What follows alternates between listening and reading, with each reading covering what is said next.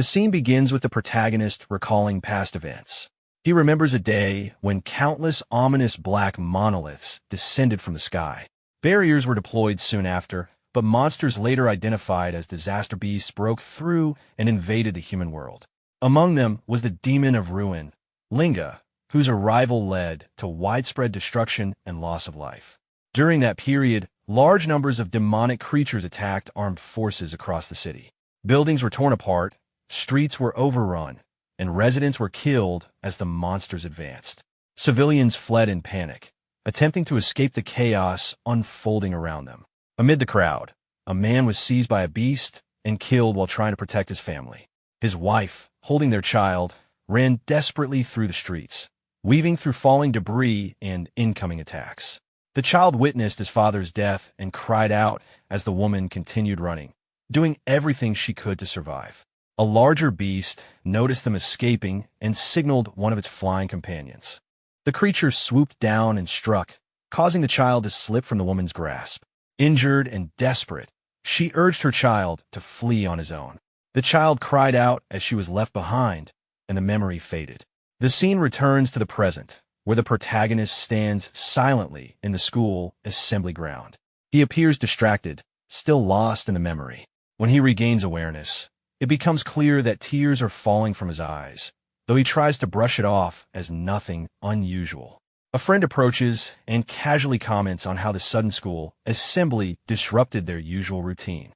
The protagonist quickly shifts attention away from himself and instead points out the strange appearance of the man standing on stage. The commander of the northern continent addresses the students, explaining that after the appearance of the disaster beasts, certain humans awakened powers capable of opposing them. These individuals came to be known as awakeners. 10 years earlier, awakeners from around the world had united during a massive invasion near the north bank of the Azure River, successfully repelling the monsters in what became known as the River Crossing War. Although attacks decreased afterward, monolith activity had recently surged, signaling another large-scale invasion in the near future. The protagonist's friend quietly identifies the commander and notes his importance. The protagonist reflects internally, realizing he recognizes the name, but finds the man's appearance very different from what he had imagined. His friend explains that despite appearances, the commander was the first awakener and the one responsible for humanity's understanding of monoliths and disaster beasts. He also mentions that even the most renowned awakeners were once his students.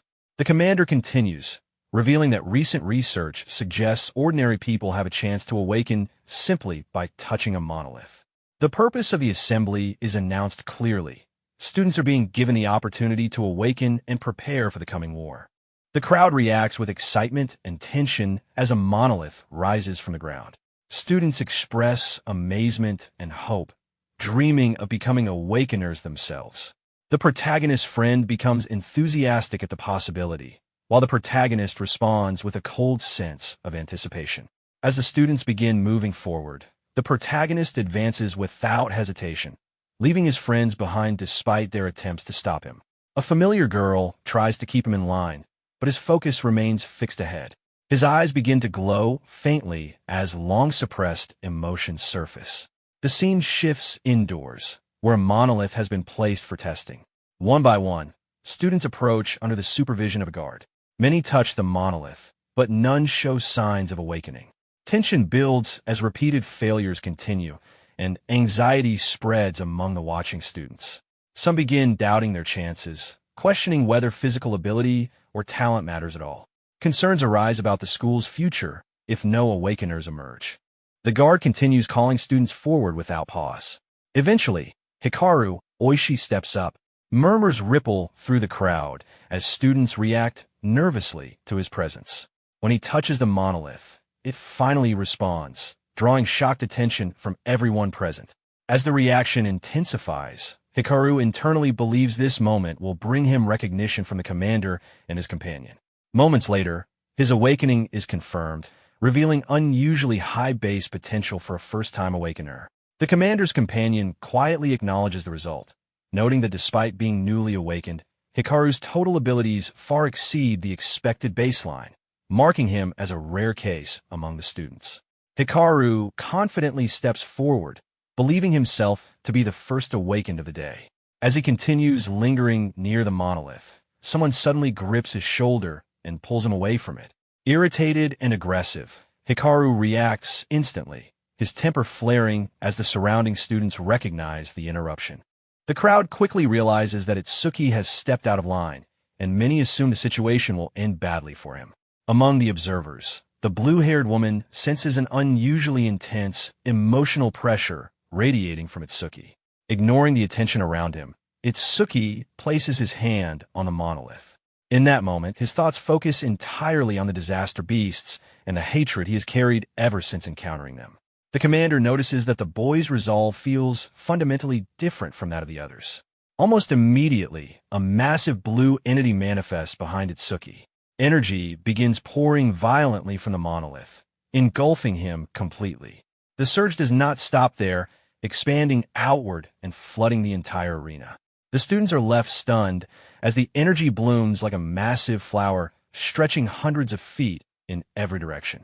While shock spreads through the crowd, Itsuki's friends react without hesitation, cheering and celebrating his awakening. It becomes clear that such a phenomenon only occurs when someone awakens the rarest class, known as the Order Breaker. Faced with this overwhelming display, Hikaru's expression darkens, his earlier confidence fading into frustration. Inside his mind, Itsuki finds himself in a calm, isolated space. He wonders whether he has truly awakened. There, he sees himself seated at the center of a glowing blue lotus formed entirely from energy. Information manifests before him, revealing his class and his Z-rank skill named Overmiss. However, when he observes his attributes, every value initially registers at 0. Soon after, his gift, Nirvana, activates, causing all of his stats to surge dramatically to 800. Realizing the meaning of this power, Itsuki feels confident that he can finally eradicate the beast that destroyed his past. Back in the real world, the intense light forces everyone present to shield their eyes. As the brightness gradually fades, Itsuki's silhouette becomes visible once more before the monolith. Hikaru stares in disbelief at what he has just witnessed, while the blue-haired woman struggles to comprehend how a newly awakened student could possess such absurd strength. The commander openly acknowledges that this awakening surpasses all previous records, declaring Itsuki the strongest awakened in history. His visible attributes stabilize at 200 each, igniting an uproar of excitement throughout the crowd. While most celebrate, Hikaru's fury deepens. Convinced that his moment has been stolen, he rises into the air, surrounded by crackling lightning. Acting on pure resentment, he launches his newly acquired ability toward Itsuki. As the attack advances, Itsuki's power automatically begins analyzing the technique at extreme speed. The lightning crashes violently into the ground, but Itsuki is already gone. Confusion spreads as no one can locate him. An instant later, he appears directly behind Hikaru, gripping him by the head and dropping him to the ground without resistance. Itsuki calmly notes that the analysis completed quickly due to the skill's low rank, allowing him to acquire the Thunderwave ability. As the process finishes, his energy surges once again. His friends notice the glow returning and make light-hearted remarks, relieved to see him unharmed. Within that familiar mental space, Itsuki understands that he always arrives here once an analysis is complete. New details appear, showing his newly acquired skill and an additional increase in his attributes. Returning to reality, he looks down at Hikaru, who lies trembling and powerless. Surrounding students whisper in disbelief, noticing that Itsuki's lightning far surpasses the original. Itsuki himself is surprised when he realizes his total stats have climbed to 840. Suddenly, the sky darkens as heavy rain begins to fall. Moments later, a massive dark monolith descends rapidly toward the school. Recognizing the danger, the commander cancels the ceremony and orders an evacuation, certain that the attack is directed at him. While others retreat, Itsuki remains unmoving. The commander acknowledges his courage as panic spreads and students flee. The massive pillar crashes into the arena, filling the air with dust and debris. Itsuki stands alone as warnings echo from behind, but he remains resolute, his hatred for the disaster beasts resurfacing. Despite concerns that he is still a rookie awakened, He reassures his friends with calm confidence before facing the threat directly. Emerging from a monolith is a skeleton soldier, the same type of creature responsible for his parents' deaths. Its stats reveal a total far below Itsuki's own. Seeing this as a test of his newly gained strength, Itsuki charges forward without hesitation. The collision sends shockwaves through the arena as his lightning-coated strike shatters the creature's chest, launching it backward and breaking it apart. The observers are stunned, but the commander quickly points out that the skeleton possesses a dangerous ability known as bone fire, capable of incinerating anyone who touches it. Blue flames engulf Itsuki, drawing cries of despair from his friends and twisted satisfaction from Hikaru. Inside the flames, Itsuki's analysis activates once more. Despite the damage, the commander senses that the boy still has untapped potential. Within his mind, Itsuki relives the memory of his mother being consumed by similar flames while protecting him. As the analysis reaches completion, he realizes the battle is far from over. A blue lotus blooms again as Itsuki re-emerges from the fire, completely restored. His new ability manifests, healing his injuries and further strengthening him. His friends react in disbelief as he stands unharmed. The blue-haired woman questions the limits of this recovery, curious whether such regeneration has any boundaries. The skeleton soldier roars in confusion as its fire proves ineffective. Itsuki activates his newly acquired power, forming black ice armor around his body. Flames wash over him without causing harm, while lightning and ice merge seamlessly, amplifying his combat ability. Shaping the ice into a draconic form, he charges forward at overwhelming speed before creating a massive blade of ice and thunder. The strike lands cleanly, annihilating the creature instantly. The arena falls silent as the remains scatter. Even seasoned observers struggle to believe what they have witnessed. Itsuki's armor dissolves as attention turns back to him. His friends rush over, relieved by his victory, while he looks around, noticing someone missing from the crowd. As order is restored, the commander instructs his assistant to handle the aftermath. Speculation spreads about Itsuki's future, but before any conclusions can be drawn, a presence behind him captures his attention. Turning around, he finds himself face to face with the commander, who studies him with unwavering seriousness. While other students watch from afar, the commander approaches and acknowledges that Itsuki is far from ordinary. Sensing the deep rage and hatred within the boy's heart, he expresses a desire to understand the source of those emotions. Itsuki reveals that everything began 10 years earlier, on the day his parents were killed by a disaster beast. The memory resurfaces clearly in his mind, showing his younger self frozen in fear as the attack unfolded. He remembers crying helplessly, unable to understand what was happening. He narrowly survived that day only because an awakened appeared at the last moment and drove the creature away. In her final moments, his mother urged him to move forward and walk his own path, even if he had to do so alone. The child could only scream for her, overwhelmed by terror and confusion. After their deaths, Itsuki blamed himself relentlessly. That guilt lingered for a long time, eventually transforming into an uncontrollable fury. In that moment of loss, he remembers staring directly at the creature responsible and feeling a hatred so deep it consumed him entirely. His eyes burned red as he vowed to one day take revenge for everything that had been taken from him. Returning to the present, Itsuki finishes recounting his past. Tears remain in his eyes as he swears to eliminate every monster without exception. When questioned about why he still cries despite harboring such hatred, he explains that ever since that day, only his right eye sheds tears, serving as a reminder that his hatred must never fade. The commander invites him to become his student and to join the Saviors League. He explains that it is a global organization composed of the strongest awakened, all dedicated to fighting the disaster beasts. Its members receive elite training and generous monthly rewards, but he also makes it clear that nothing comes without cost.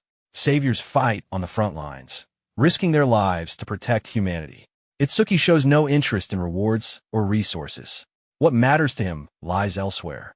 With unwavering resolve, he declares his desire to become a savior and fight on the front lines. The commander explains that to qualify, he must place within the top 100 in a tournament of over 1,000 participants. He mentions the standing record of 115,000 points, set 11 years earlier.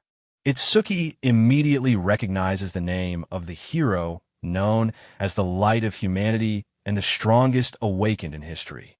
The commander admits that comparing anyone to such a figure is unreasonable, yet states that Itsuki possesses the potential to eventually stand beside him. Hearing this, Itsuki confidently declares that he will surpass the legendary hero. The boldness of that claim draws a rare glimmer of interest from the commander. A memory surfaces of the hero reflecting on the need for a new successor to rise and carry the war forward. In the present, the commander acknowledges that the presence he had been waiting for has finally appeared. Itsuki is then taken to a new location and observes a massive structure before him.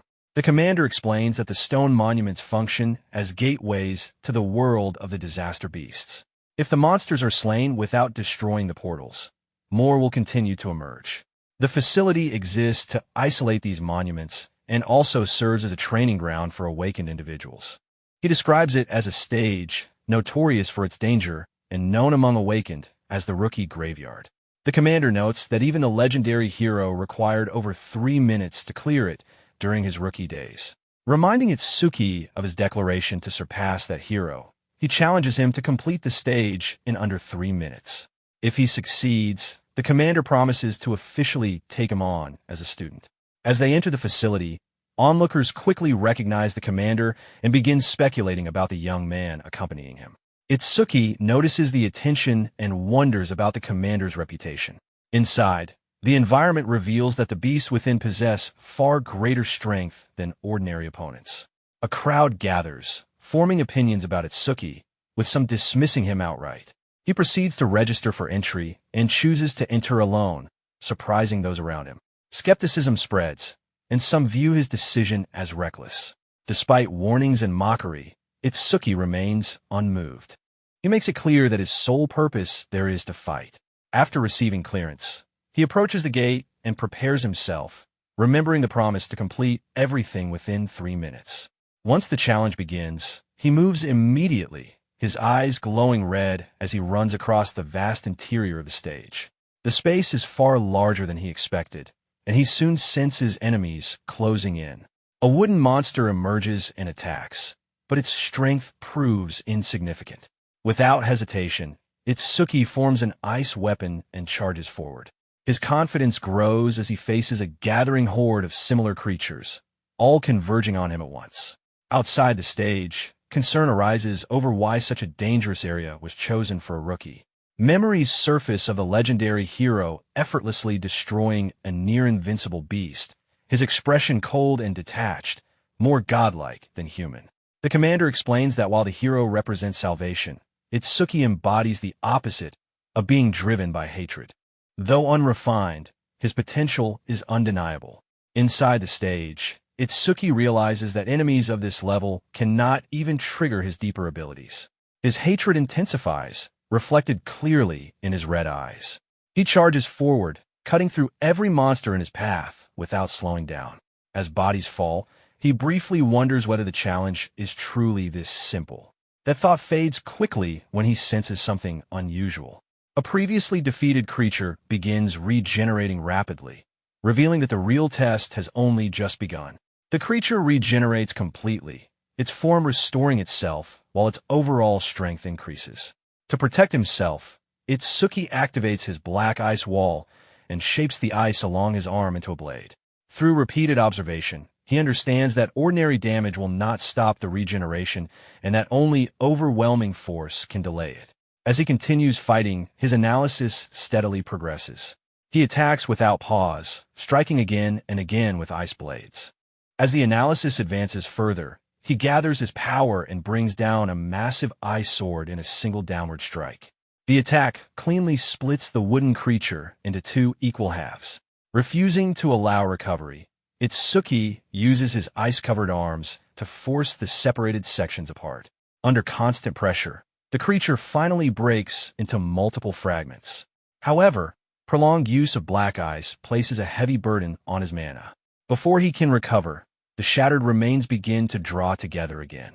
The creature reforms in front of him and immediately launches another attack. Itsuki realizes that the regeneration is tied directly to the continued analysis, which increases with each cycle of destruction and recovery. To conserve energy, he shifts to lightning-based attacks, maintaining distance while continuing to push the analysis forward. Time becomes a pressing concern as the limit approaches quickly. With little margin left, he begins combining ice and thunder, forcing repeated regeneration to accelerate the copying process. The risk is high, especially if the copied ability requires mana to activate. While evading incoming attacks, the analysis continues to climb. Despite growing exhaustion, Itsuki commits fully, accepting the danger. Mid-attack, the analysis increases further as he surges forward, his body surrounded by lightning. He lands a decisive blow directly to the creature's head, expending nearly all of his remaining energy. The strain leaves him barely able to stand. Taking advantage of his weakened state, the creature counterattacks, impaling him with multiple wooden spikes. At that moment, Itsuki realizes that his mana reserves have been completely depleted. Even so, he remains composed, aware that the copied ability does not consume mana. As the analysis reaches completion, a blue lotus manifests around him. A new ability awakens, restoring his body, healing his injuries, and enhancing his physical attributes. With renewed strength, he focuses on the creature and activates the newly acquired power. Bringing his hands together, he releases the ability directly forward. A massive lotus-shaped explosion erupts, striking the wooden monster head-on.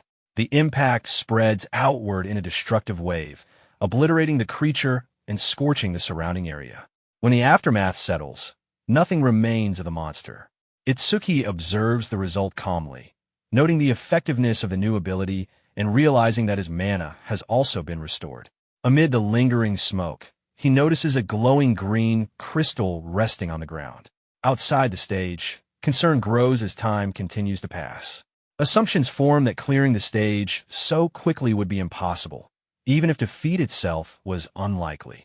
Moments later, the display confirms completion, revealing a newly set record. The result leaves the observer stunned, as the clear time is shown to be just over 2 minutes. Shortly after, Itsuki exits the portal and collapses from exhaustion. Despite his condition, the record stands confirmed. The crowd reacts strongly, surprised that a level 0 rookie surpassed a long-standing benchmark by a wide margin. Once he regains his footing, Itsuki approaches Mendue Izumi and formally acknowledges him as his master. Mendue accepts him as a disciple, visibly pleased in a way rarely seen. His assistant notices the change immediately, recognizing how unusual the reaction is. While many are shocked by the announcement, doubt still lingers among some observers. Noticing the situation, the receptionist approaches with an apology and presents a small gift. Itsuki accepts it without resentment, understanding her earlier concern. His calm response leaves her visibly flustered. Soon after, the blue-haired woman signals that it is time to leave. The commander suggests increasing the difficulty, explaining that the previous stage no longer presents a challenge for Itsuki. As they walk, Mendue clarifies that a creature's level alone does not define its threat. Instead, the deciding factor is species. Some beasts act purely on instinct, while others possess intelligence equal to or exceeding that of humans, making them far more dangerous. The blue-haired woman adds that although awakened beasts are similar in nature, only humans possess structure classes. Based on this, she explains that Itsuki's next destination will be the advanced stages of District 4. As they move on, Itsuki briefly reflects on the creatures he defeated. The assistant senses a subtle change in his presence and grows uneasy, unsure of his thoughts. Nearby, whispers spread that the stages in District 4 are controlled by someone named Ri Kanashida. The discussion quickly dies down as fear of repercussions sets in. Elsewhere, Ri Kanashida is shown asserting his authority, behaving arrogantly, and disregarding rules that apply to others. He treats the area as his own and shows no intention of yielding to anyone. Later, Itsuki opens the gift he received and finds a glowing white stone inside. While seated with the commander and the assistant, he examines it carefully, recognizing its nature. Mendue confirms that it is a karma stone. Itsuki recalls the larger green crystal left behind by the defeated creature and notes the difference in color. The assistant is shocked to learn that an intermediate karma stone formed in a beginner-level stage. The blue-haired woman explains that karma stones store experience energy released when beasts are defeated, normally absorbed directly to increase level. The formation of such a stone in that environment is highly unusual. Manhwa theorizes that Itsuki's unique condition prevented normal absorption. The energy from the earlier battle was instead distributed among those present. Later, when Itsuki fought alone, the excess energy condensed into the stone rather than being absorbed. When the assistant questions how Itsuki's strength increases without leveling, Manhwa immediately stops the discussion, stating that an awakens gift is confidential. He instructs Itsuki to use the stone as he sees fit and informs him that he will be leaving for a conference. Before departing, he lays down clear rules, including secrecy and clearing multiple stages. Itsuki accepts the instructions confidently. In District 4, two awaken argue with security guards over access to a reserved stage. Tensions rise as they protest the misuse of authority. Before the situation can escalate further, a presence emerges behind them. One of the awakened attempts to retaliate, but is struck down instantly. The second is overwhelmed just as quickly.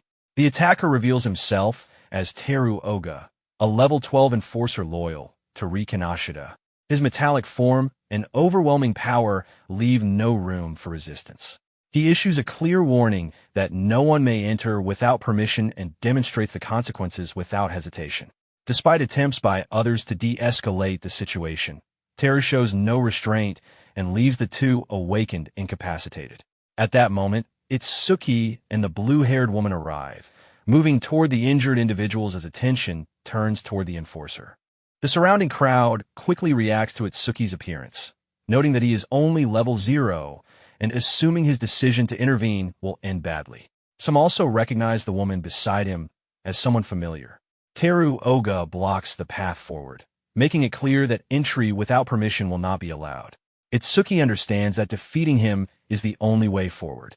The blue-haired woman considers contacting the administrator, but Itsuki stops her, recalling his master's words about standing firm for what he believes in. He asks the assistant to look after the injured awakened while he handles the situation himself. Although mocked for his level, Teru senses an unusual pressure coming from the young man. Despite the massive gap in level, Itsuki's total attributes far exceed expectations, causing even the experienced enforcer to tense up. Before Teru can react, Itsuki closes the distance at extreme speed and lands a direct punch to Teru's metallic face. The sudden impact shocks the onlookers, many of whom cannot even track Itsuki's movement. Cracks form along Teru's metal surface, forcing him to acknowledge the speed behind the attack. However, he quickly retaliates with a powerful kick, sending Itsuki flying backward. Realizing brute force alone will not be enough, Itsuki activates Thunder Wave to enhance his agility and combat efficiency. The enemy's metallization ability begins to be analyzed, progressing steadily as the fight continues. Itsuki understands that striking exposed, non-metallized areas will be the key to victory. Planting his feet firmly, he commits fully. Teru prepares to counter, confident in his superiority, but Itsuki increases his speed further and attacks before full metallization can occur. A relentless barrage follows, and the analysis accelerates rapidly as each hit lands in succession. The speed and variety of Itsuki's abilities leave the crowd stunned, many questioning how a level 0 awakened can wield powers associated with other classes. As the pressure mounts, Teru realizes that continuing at this pace will lead to defeat. Forced into desperation, he unleashes a massive surge of energy and fully metallizes his body. The transformation drastically increases his defensive power, pushing it beyond 500 points. Despite his confidence, the process consumes a significant amount of mana, a detail Itsuki immediately recognizes. Rather than attempting to exhaust his opponent, Itsuki decides to finish the fight decisively. The analysis reaches completion, and once again a blue lotus manifests around him. Those watching struggle to understand the nature of the ability, unaware that a new power has been acquired. The piercing sphere forms in front of Itsuki, slow-moving but dense with energy. Many dismiss the attack due to its lack of speed, including Teru himself. However, when the sphere makes contact, it pierces straight through his metallic defense, ignoring its durability entirely. The attack passes through his body, shattering the belief in his absolute defense and leaving him incapacitated. Itsuki deliberately spares a vital strike, recognizing his opponent as human. He then turns his attention to the remaining enforcers, instructing them to take the injured to medical care before ordering everyone to leave. Shaken by the outcome, the men retreat quickly with their fallen leader. The crowd reacts with disbelief as the victory settles in. Those Itsuki saved approach him, proposing that they form a team to clear the stage together, explaining that their group includes a healer who could sustain repeated use of his new ability. Itsuki recognizes the strategic value, but refuses without hesitation, choosing to proceed alone. The decision stuns the onlookers, as entering an advanced stage solo carries significant risk. The blue-haired woman warns him, and the assistant expresses concern over the durability of the upcoming enemies and his remaining mana. Despite this, Itsuki reassures her. After giving final advice about enemy behavior and mana consumption, she turns her attention back to the wounded. Itsuki approaches the gate and enters the advanced stage alone. Inside, he finds a barren, rocky battlefield filled with stone creatures watching from afar. Their nature becomes immediately apparent as beings that convert magic directly into defensive strength. Itsuki activates the piercing sphere to test whether these monsters trigger its passive condition.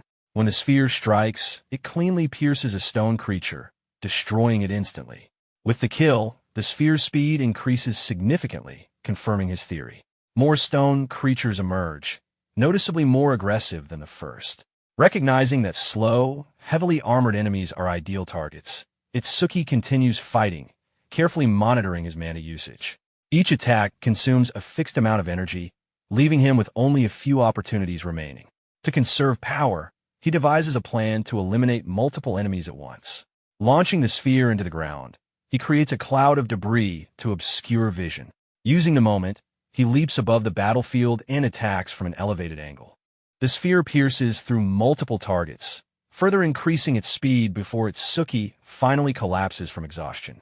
Although completely drained, he notes that the ability has grown significantly stronger, capable of striking faster targets than before. The ground then begins to shake violently. A massive presence emerges as the stage boss reveals itself. The stone giant activates gigantification, swelling to an enormous size and radiating overwhelming power. Itsuki immediately enhances his agility with Thunder Wave and considers whether the piercing sphere can penetrate such a formidable opponent. Aiming for the head is his best chance. He jumps high to line up an attack, but the creature strikes first. Unable to evade midair, Itsuki raises his black ice wall in defense.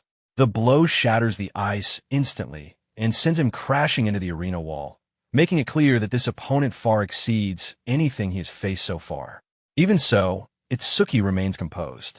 As a giant's ability is detected, his copying process activates once again, giving him a potential path forward.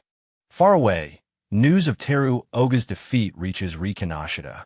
Irritated by the report, he learns that the one responsible was not a high-level awakened, but a rookie. The revelation infuriates him. Wasting no time, he prepares to move personally, determined to deal with whoever dared to defy the authority of the Kanashida family. Back inside the stage, the analysis reaches completion and Itsuki emerges within the Blue Lotus. The copied ability is secured while the giant stone creature remains locked onto him. The piercing sphere evolves to its second level, gaining increased speed and adjustable size. Itsuki quickly understands that the passive effects have doubled and that mana can now be used to alter the sphere's scale. Despite his excitement, his overall attributes temporarily drop as the transformation settles. Positioning himself above the golem, he expends all remaining mana to form the largest piercing sphere he can sustain.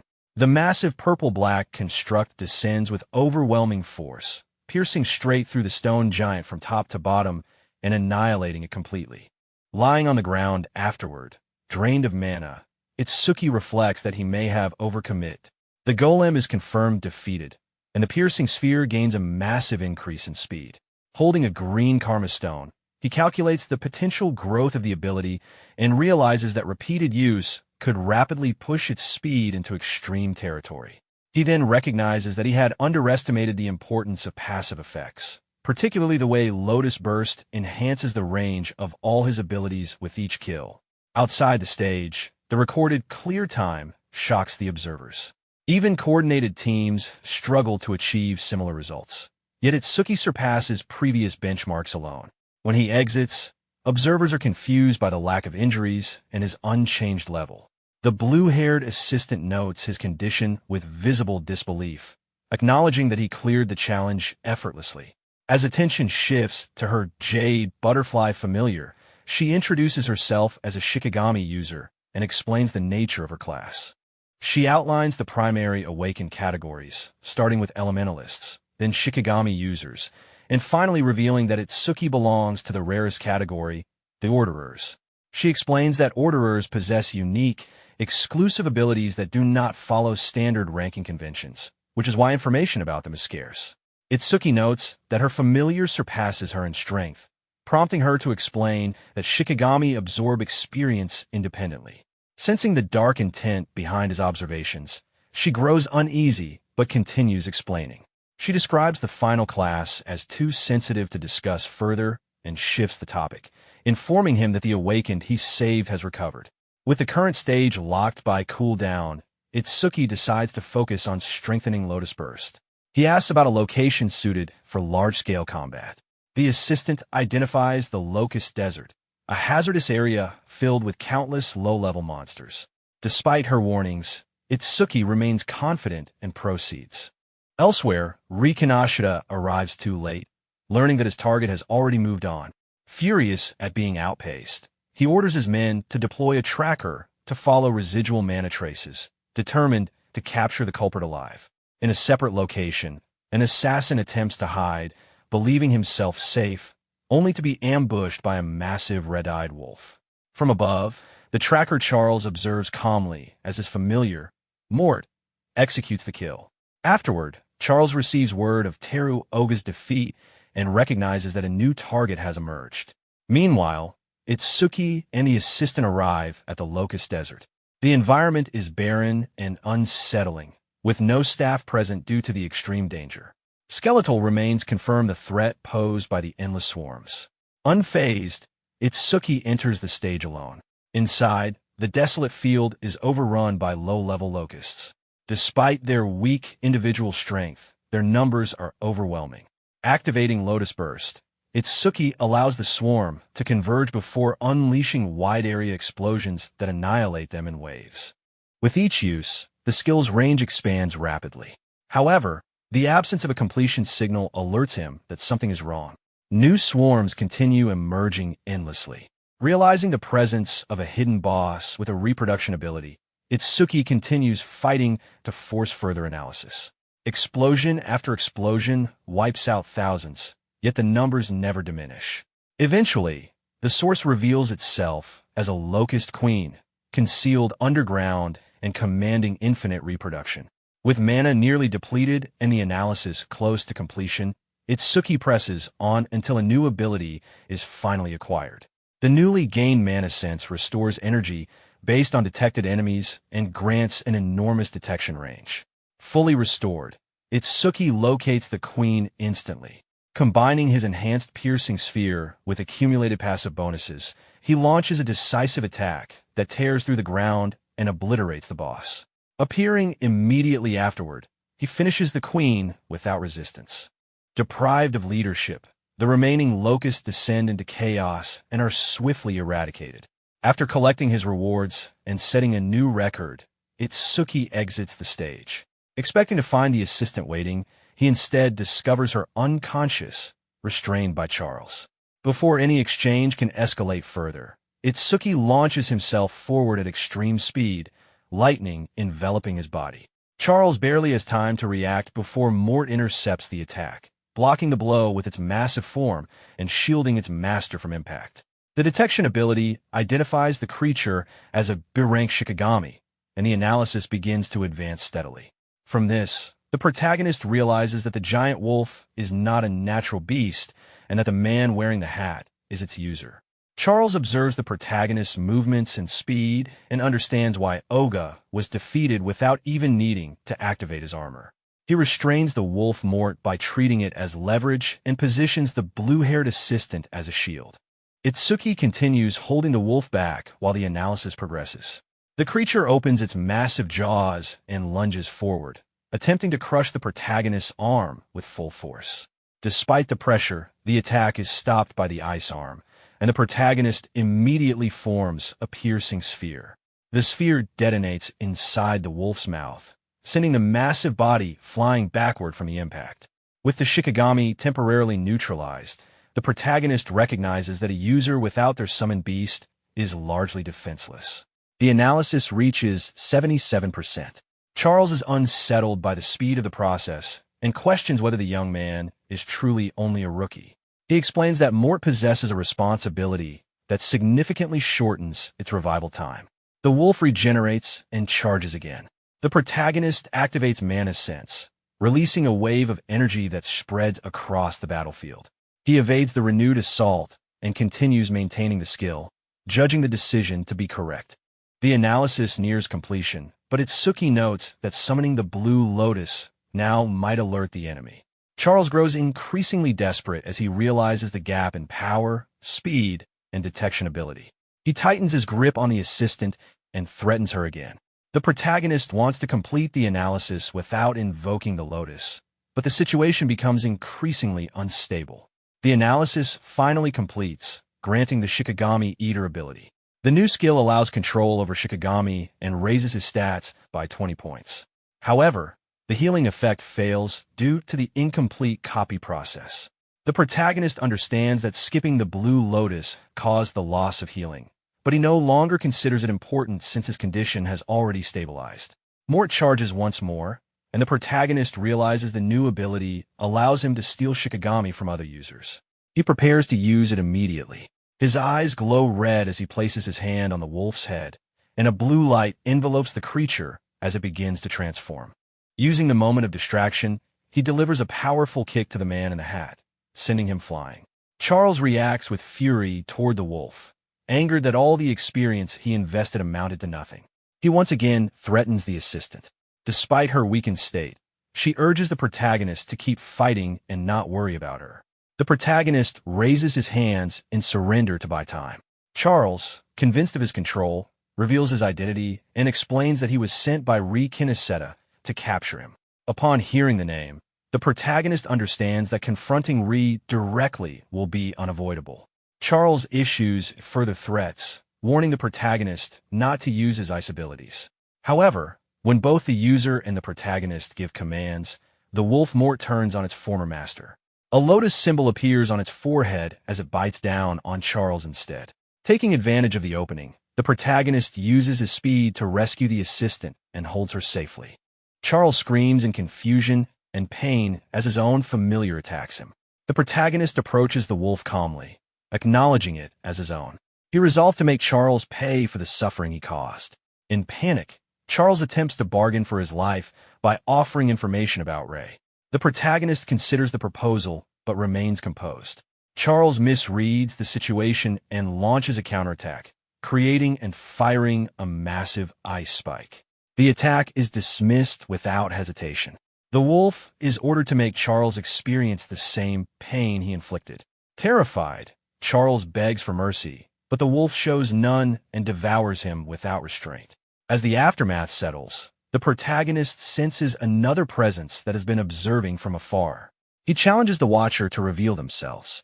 The scene widens to show the wheat field surrounding the stage structure. A hooded figure emerges from the crops, admitting he has been discovered. The newcomer denies any connection to Charles and introduces himself as Abiria. He recognizes Itsuki as the one who defeated Teru Oga and requests assistance, offering creation stones and weapons in exchange. He reflects on his father's teachings about meaningful rewards and realizes what the protagonist truly needs.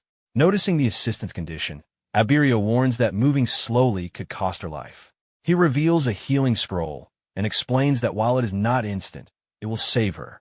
The protagonist pauses and confirms the claim. Abiria explains the nature of artifacts, their rarity, and their categories, ranging from common to unique.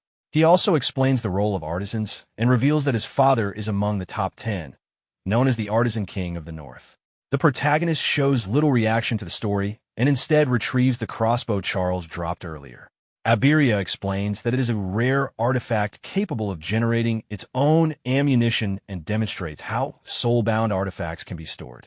After thanking him for the healing item, the protagonist states his intention to find Rai Kanashida. Iberia reacts with surprise and admits they share the same target.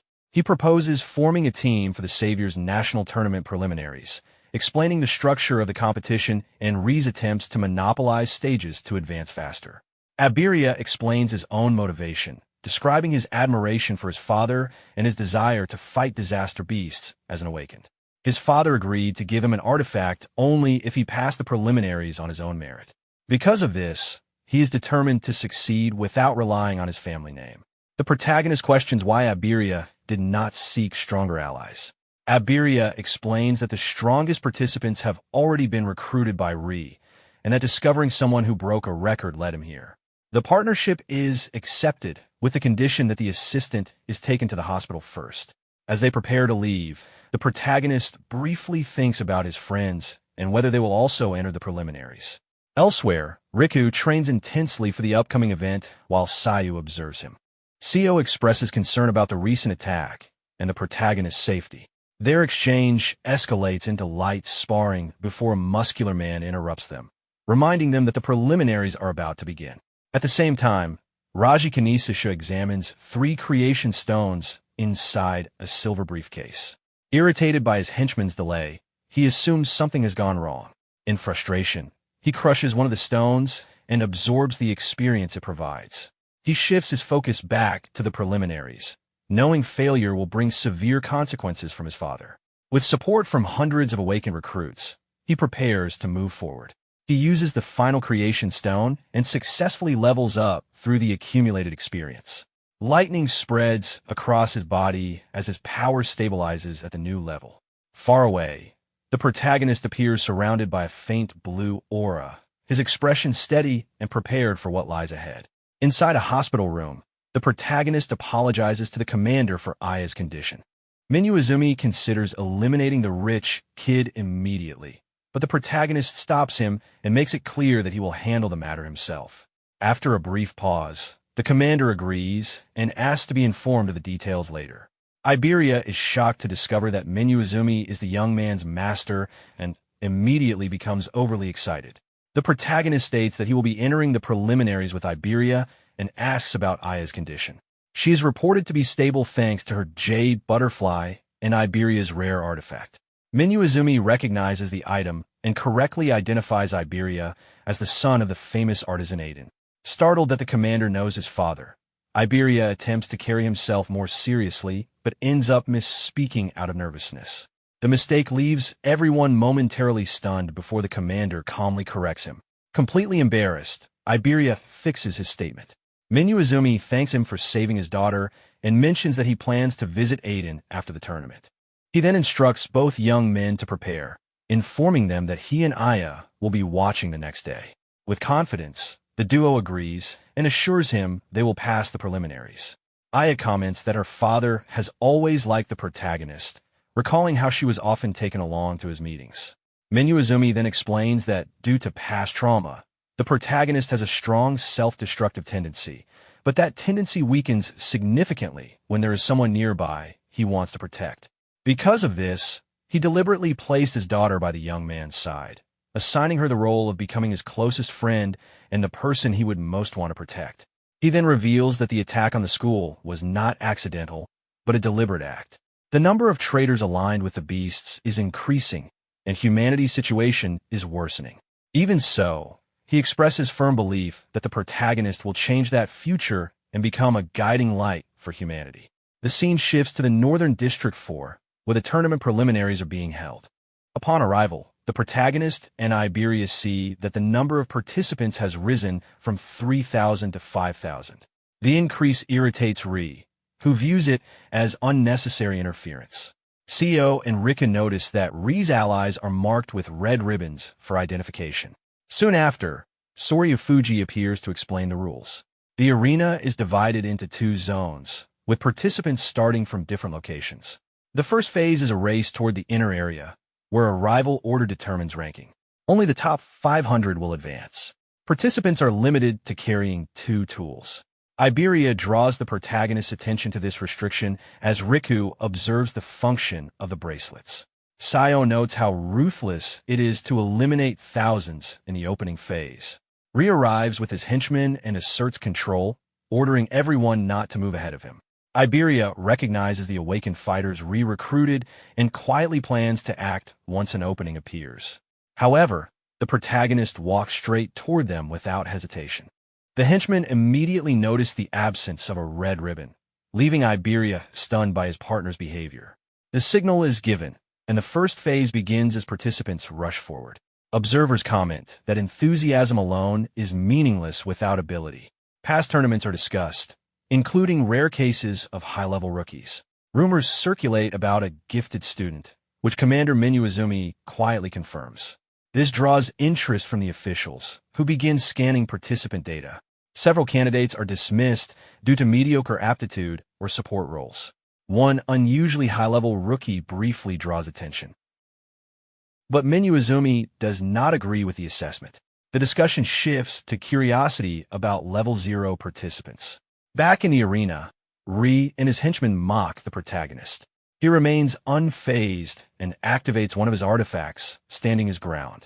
Ri is surprised by the reaction and attempts to assert dominance.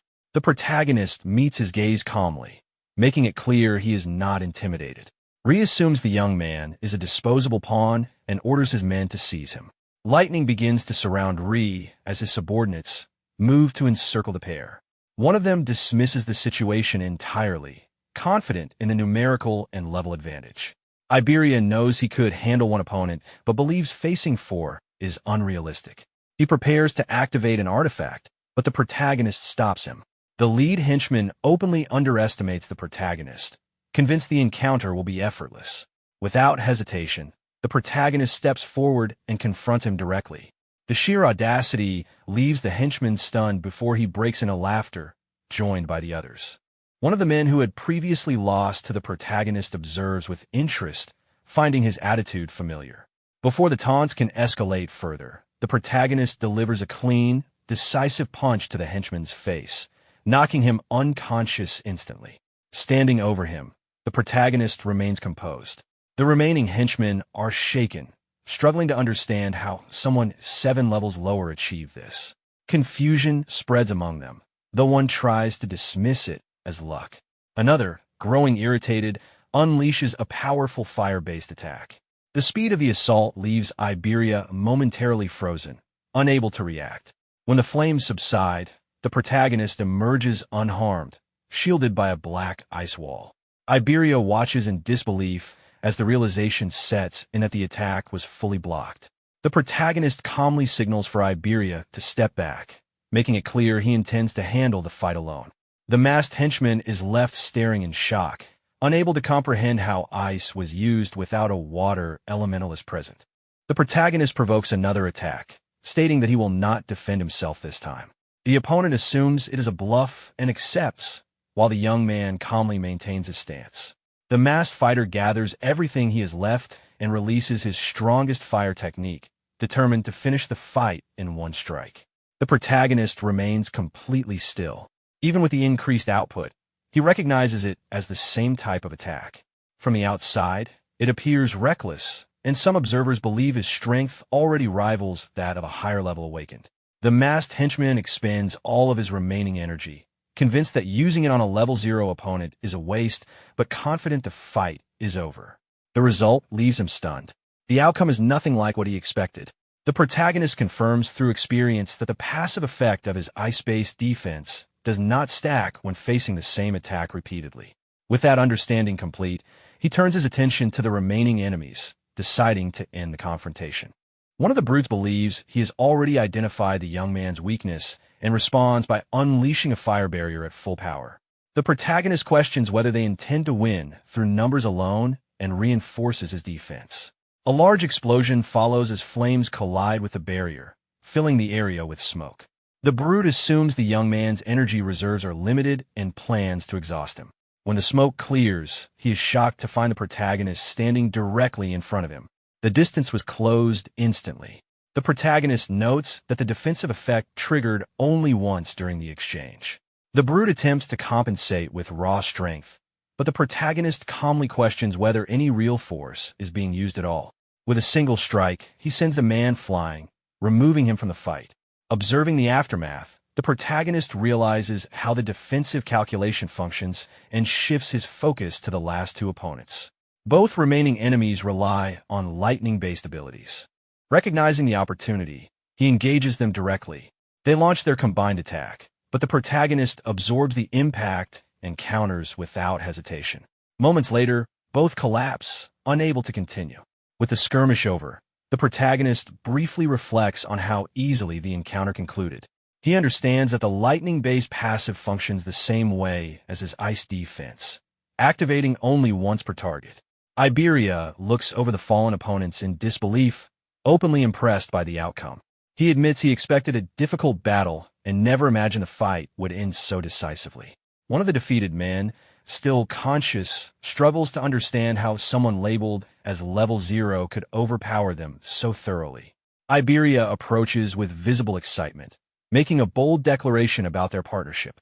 The protagonist ignores the theatrics entirely and moves forward, pulling Iberia along and reminding him of their actual objective. The injured henchman remains confused by the nickname Iberia chose and dismisses it as unimpressive. Elsewhere, a bespectacled observer notices the disturbance and assumes the level 0 participant should have been eliminated by now.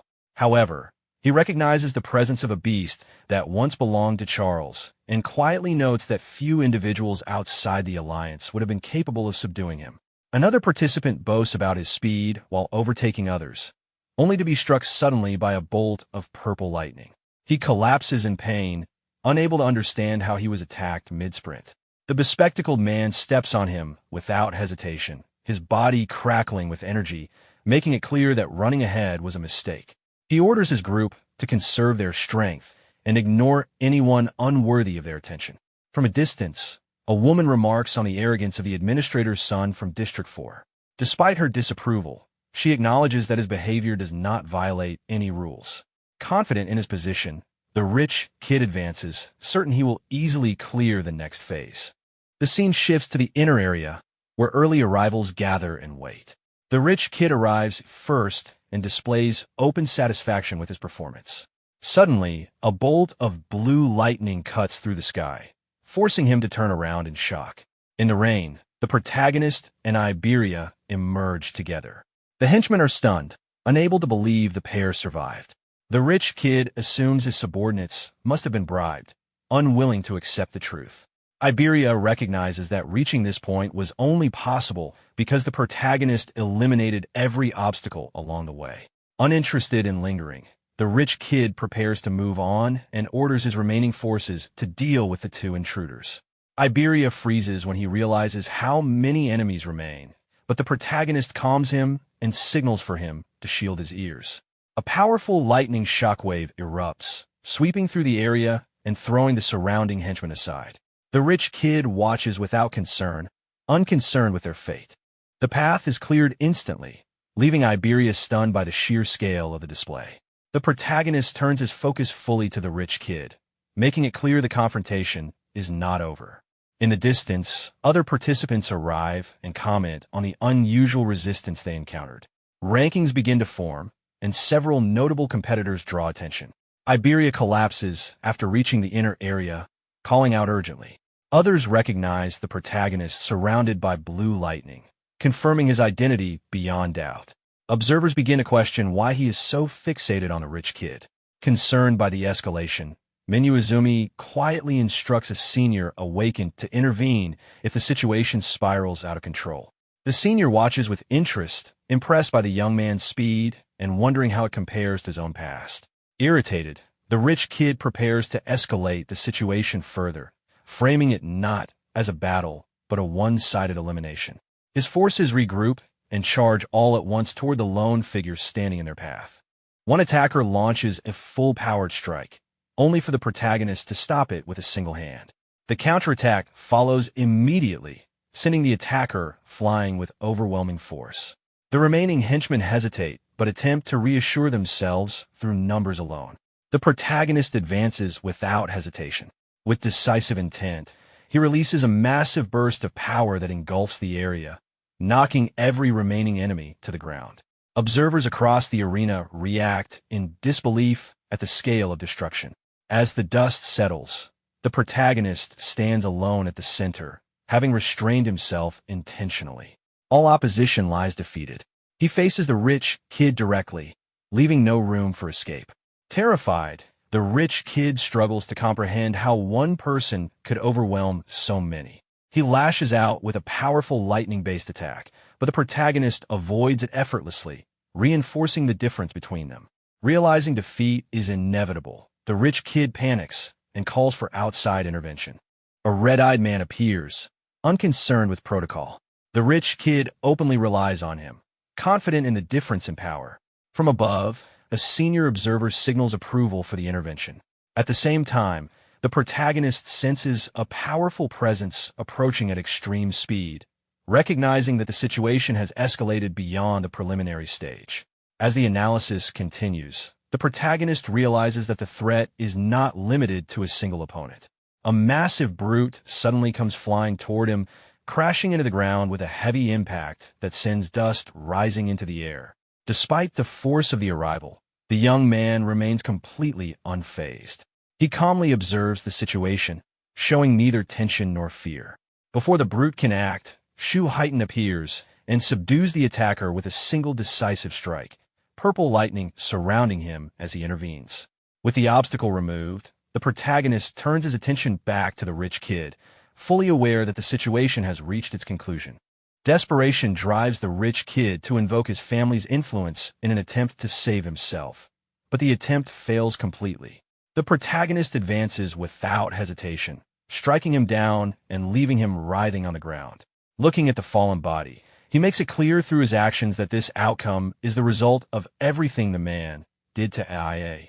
From a distance, the blue-haired woman witnesses the scene and becomes visibly flustered by what she sees.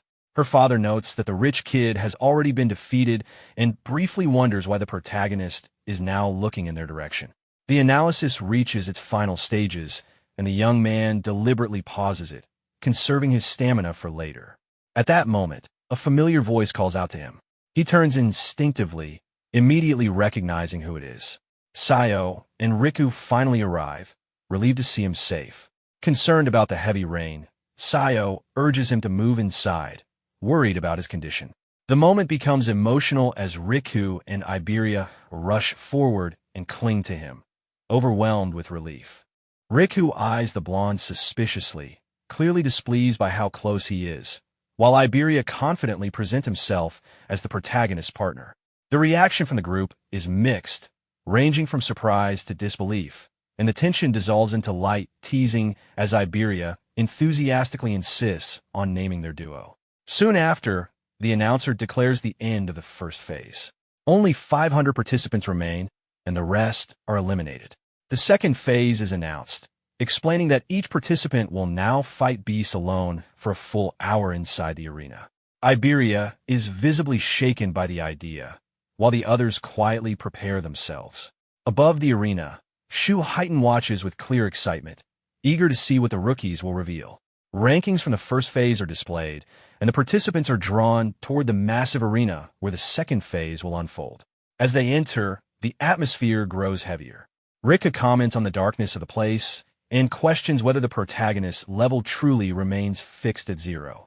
Iberia also wonders how he continues to grow stronger, but Sayo quickly shuts down the curiosity, reminding them that the abilities of order breakers are not meant to be discussed. High above, the organizers gather, and the presence of legendary figures draws attention from everyone present. The rules of the second phase are laid out clearly, with points awarded based on difficulty, ranging from beginner to nightmare. Each victory allows a brief rest before progressing further. Some participants boldly declare their intent to challenge the highest difficulty immediately. The protagonist, however, calmly raises a question regarding the limits of the nightmare class. His inquiry draws ridicule from others, who believe he lacks the ability to even clear the lowest tier. The announcer explains that there is no true upper limit, and the significance will become clear once a nightmare beast is faced. The revelation that points now contribute toward the main tournament and alliance membership shocks many, forcing them to reassess their strategies. The second phase begins. The arena initially appears no different from other stages.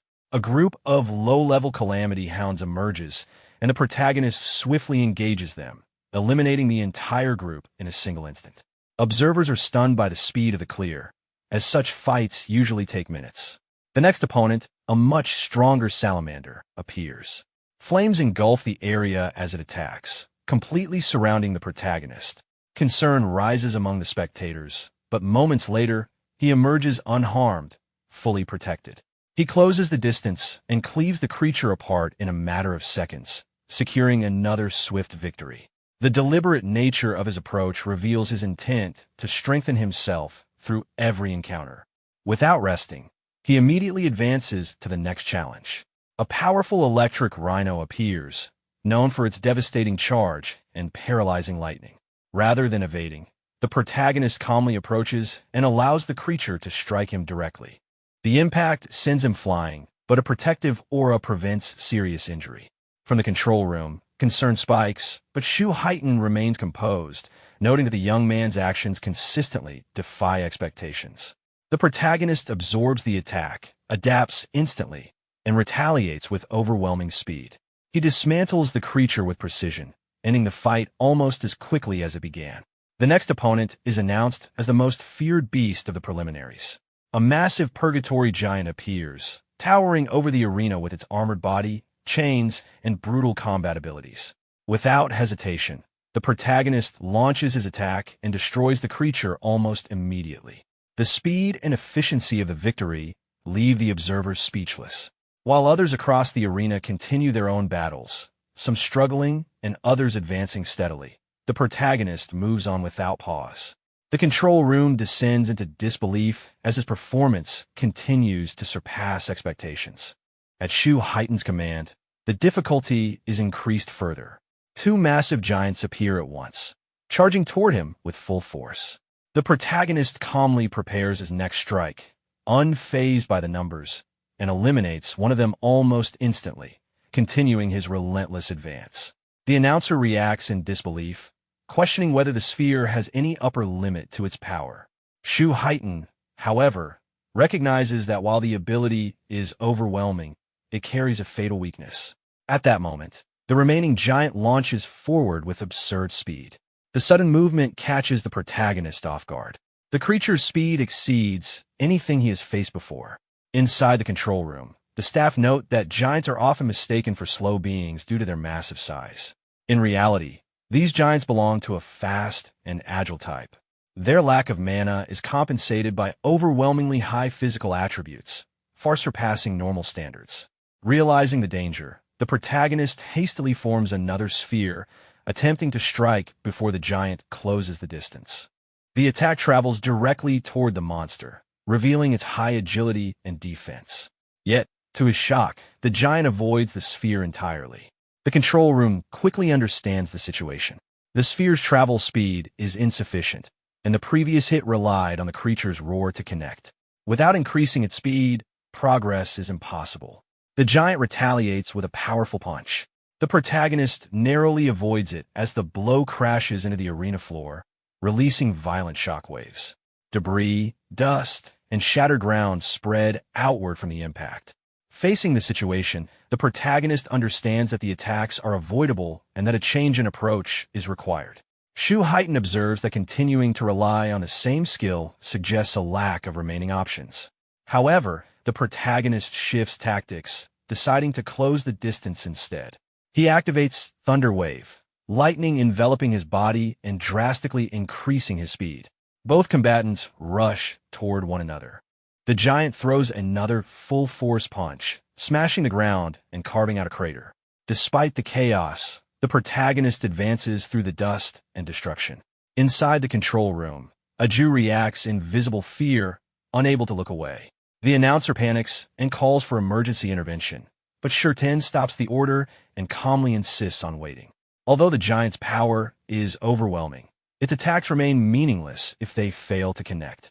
The monster attacks again, striking the ground with full force. In that brief opening, the protagonist draws its attention. The giant turns, only to realize he is already behind it. At point-blank range, the sphere is released and passes cleanly through the creature's head.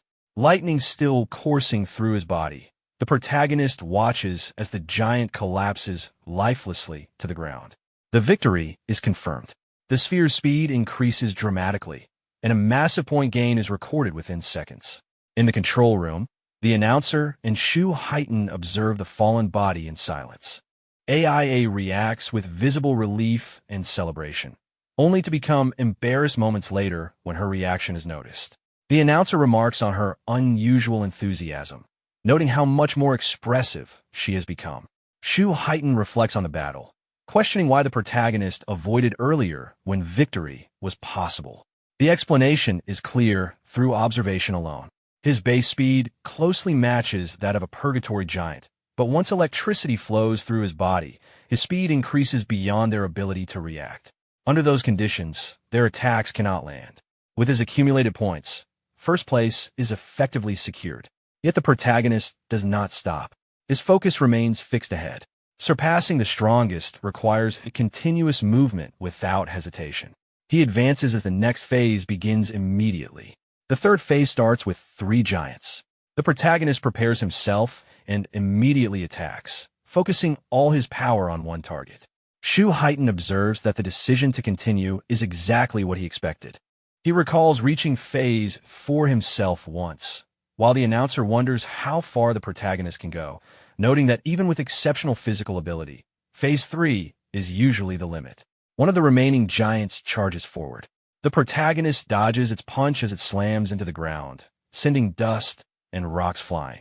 Activating Thunder Wave once more, he increases his agility, moves behind the creature, and closes the gap. Moments later, the second giant falls, and the sphere's speed rises even further. Calmly turning, the protagonist faces the final giant of the phase. This one behaves differently. It opens its massive mouth, chains erupting outward as it attempts to devour him. Its glowing red eyes lock onto the protagonist, its enormous body and heavy armor marking it as a far greater threat. Without hesitation, the protagonist activates Lotus Burst at maximum output. A fire-based attack is launched directly into the creature's face. The explosion is decisive, and the level 15 monster is eliminated almost instantly. Within seconds, another massive point total is added, setting a new record. The control room is left stunned. The announcer recognizes the fire skill as the same one responsible for the devastation in the first phase. The attack drains the protagonist's mana completely, leaving nothing remaining. However, as monsters continue to appear, his passive ability immediately begins restoring it. The fourth phase begins with 4 giants, and his mana rapidly recovers. Shurten notes that surpassing this stage would place the boy beyond all except Jin Taiwa. With visible anticipation, he watches the protagonist move forward without hesitation. The protagonist considers the growing speed of his sphere, realizing that higher velocity increases accuracy at range. With a few more increases, long-distance strikes may become viable. However, his mana remains limited, and every shot must count. Suddenly, one of the giants roars, firing chains from its mouth toward him. The protagonist prepares his sphere, but the creature acts faster than expected. The chains bind him tightly, and the giant slams him into the arena floor with overwhelming force. The impact leaves a deep crater. Completely restrained, the protagonist is unable to move. The situation becomes critical as the giant raises its massive hand and brings it down to crush him. The pressure is immense, and his body is pushed to its limit. The monster steps back, observing the destruction it has caused. Lying motionless within the crater, the protagonist is badly injured. The scene gives the impression that the battle has finally ended. Inside the control room, panic spreads. The announcer urgently calls for intervention. Cheyenne hesitates, recalling his own past and recognizing the similarity to his previous defeat. Shuen prepares to move, but the commander stops him. Izumi remains calm. He observes quietly, confident that the protagonist has not yet truly given up. Panic spreads through the control room as the announcer becomes convinced that without immediate intervention, the young man will perish. The commander, however, remains composed. He is certain that the situation has not yet reached its conclusion. When questioned, his certainty comes from the young man's eyes. Even crushed beneath overwhelming force, those eyes still burn with resolve, surrounded by a faint blue aura. There is no sign of surrender. Within the crater, the protagonist activates over mimes and resumes the analysis he had deliberately paused earlier. His thoughts return to the battle against Ri in the moment he initiated analysis on his Violet Thunder Cannon. That analysis had been halted at 99%, preserved for a moment exactly like this. Now, as the final percentage completes, a blue aura fully envelopes his body. The newly completed Thunder Wave manifests, and a blue lotus forms within the control room itself, drawing immediate attention. The woman with glasses reacts with disbelief, while Shu Heighten is visibly taken aback by the sight.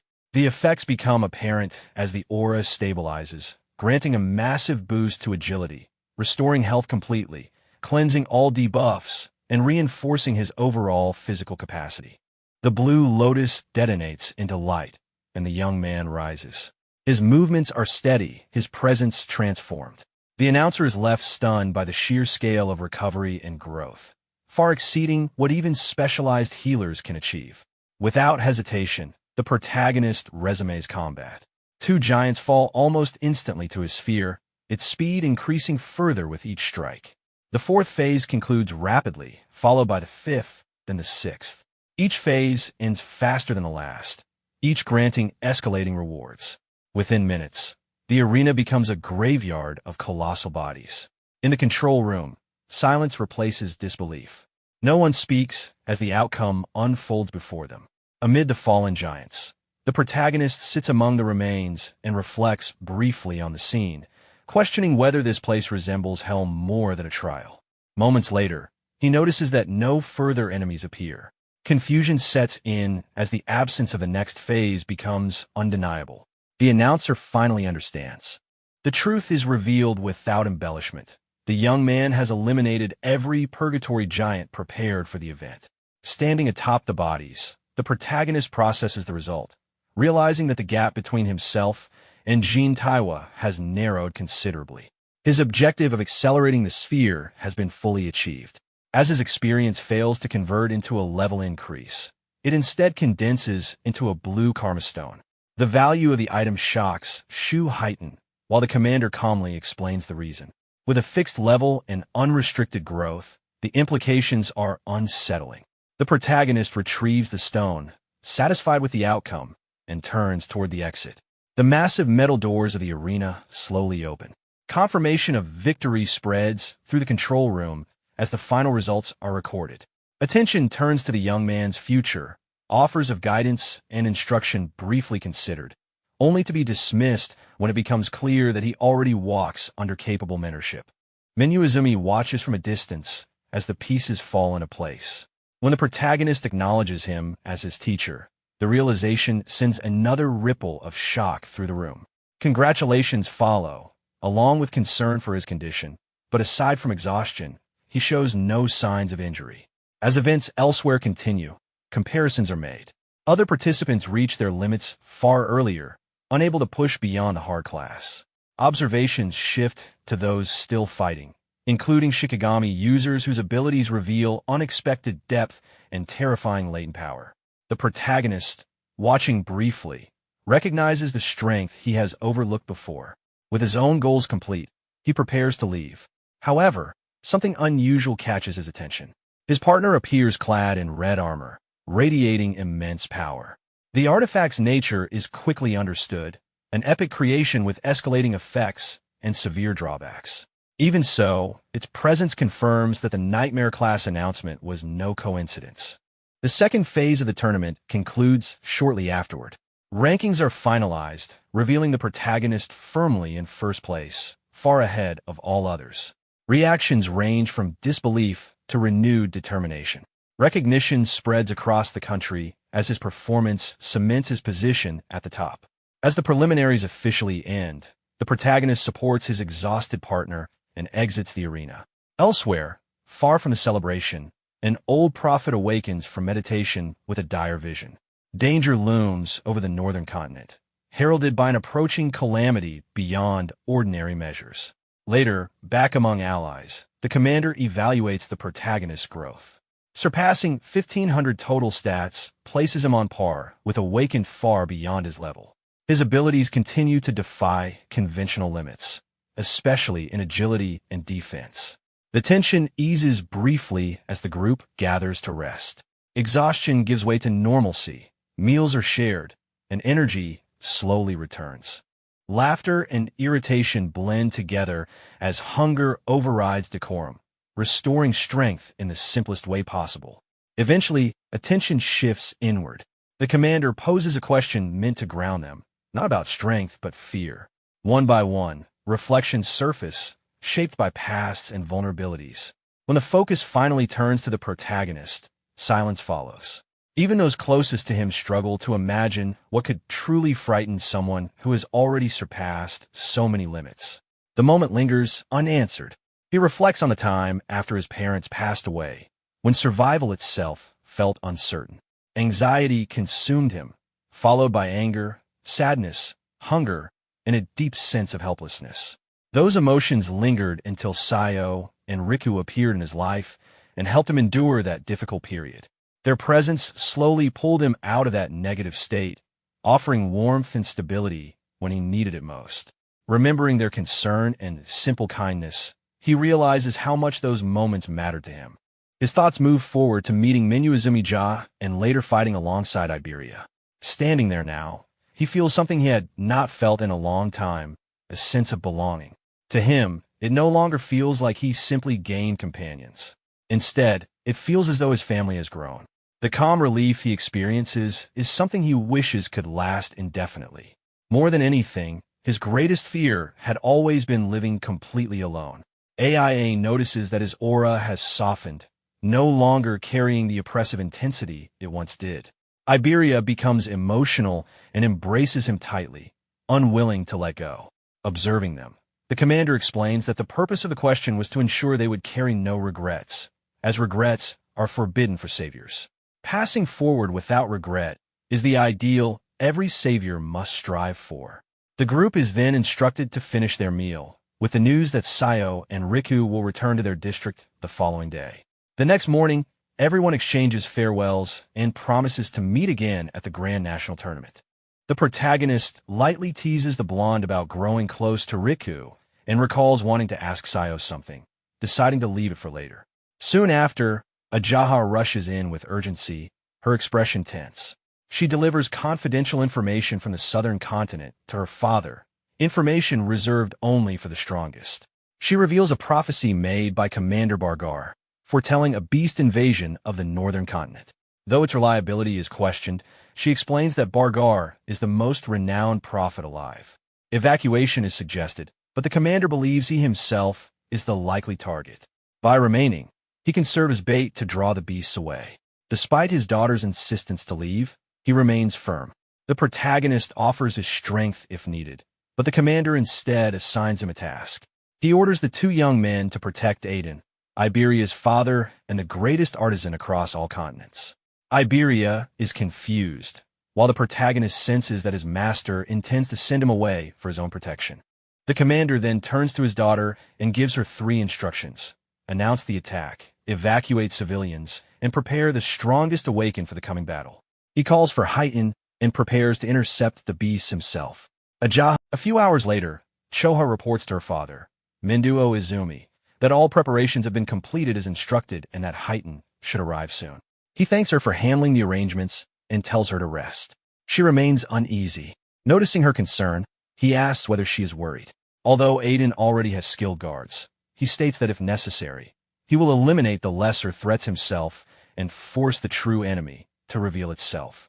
She acknowledges that he always sees through her thoughts. He explains that the prophecy speaks of a disaster beast of level 100 or higher. Against such a threat, it would be impossible to conceal one's abilities. That is why he deliberately sent Tenma away. If Tenma were to face such a beast and fight using his unique methods, his abilities would inevitably be exposed. Once revealed, the enemy would prioritize eliminating him. She understands that sending him elsewhere prevents that outcome. He then adds another reason. Based on Tenma's battles so far, his greatest weakness is insufficient attack power. Rumors suggest that Aiden possesses an artifact capable of greatly enhancing offensive strength. If Tenma acquires it, he would achieve balance across attack, defense, mana, and agility. In that case, a complete Awakener would emerge. The scene shifts to the first day of the prophecy at 8 p.m. across the northern continent. Stone monuments descend from the sky, marking the beginning of the assault. In North District 2, Iberia and Itsuki Tenma run toward her home.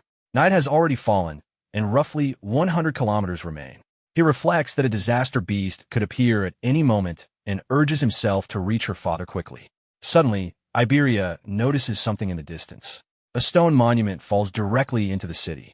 The attack has begun, and the pillar strikes within the urban area, causing a large explosion. He realizes evacuation must still be underway. If a disaster beast appears now, civilian casualties will be severe. Inside the city, Awakeners react with alarm. The falling monument matches Elder Varder's prophecy. Panic spreads as they anticipate the arrival of a disaster beast.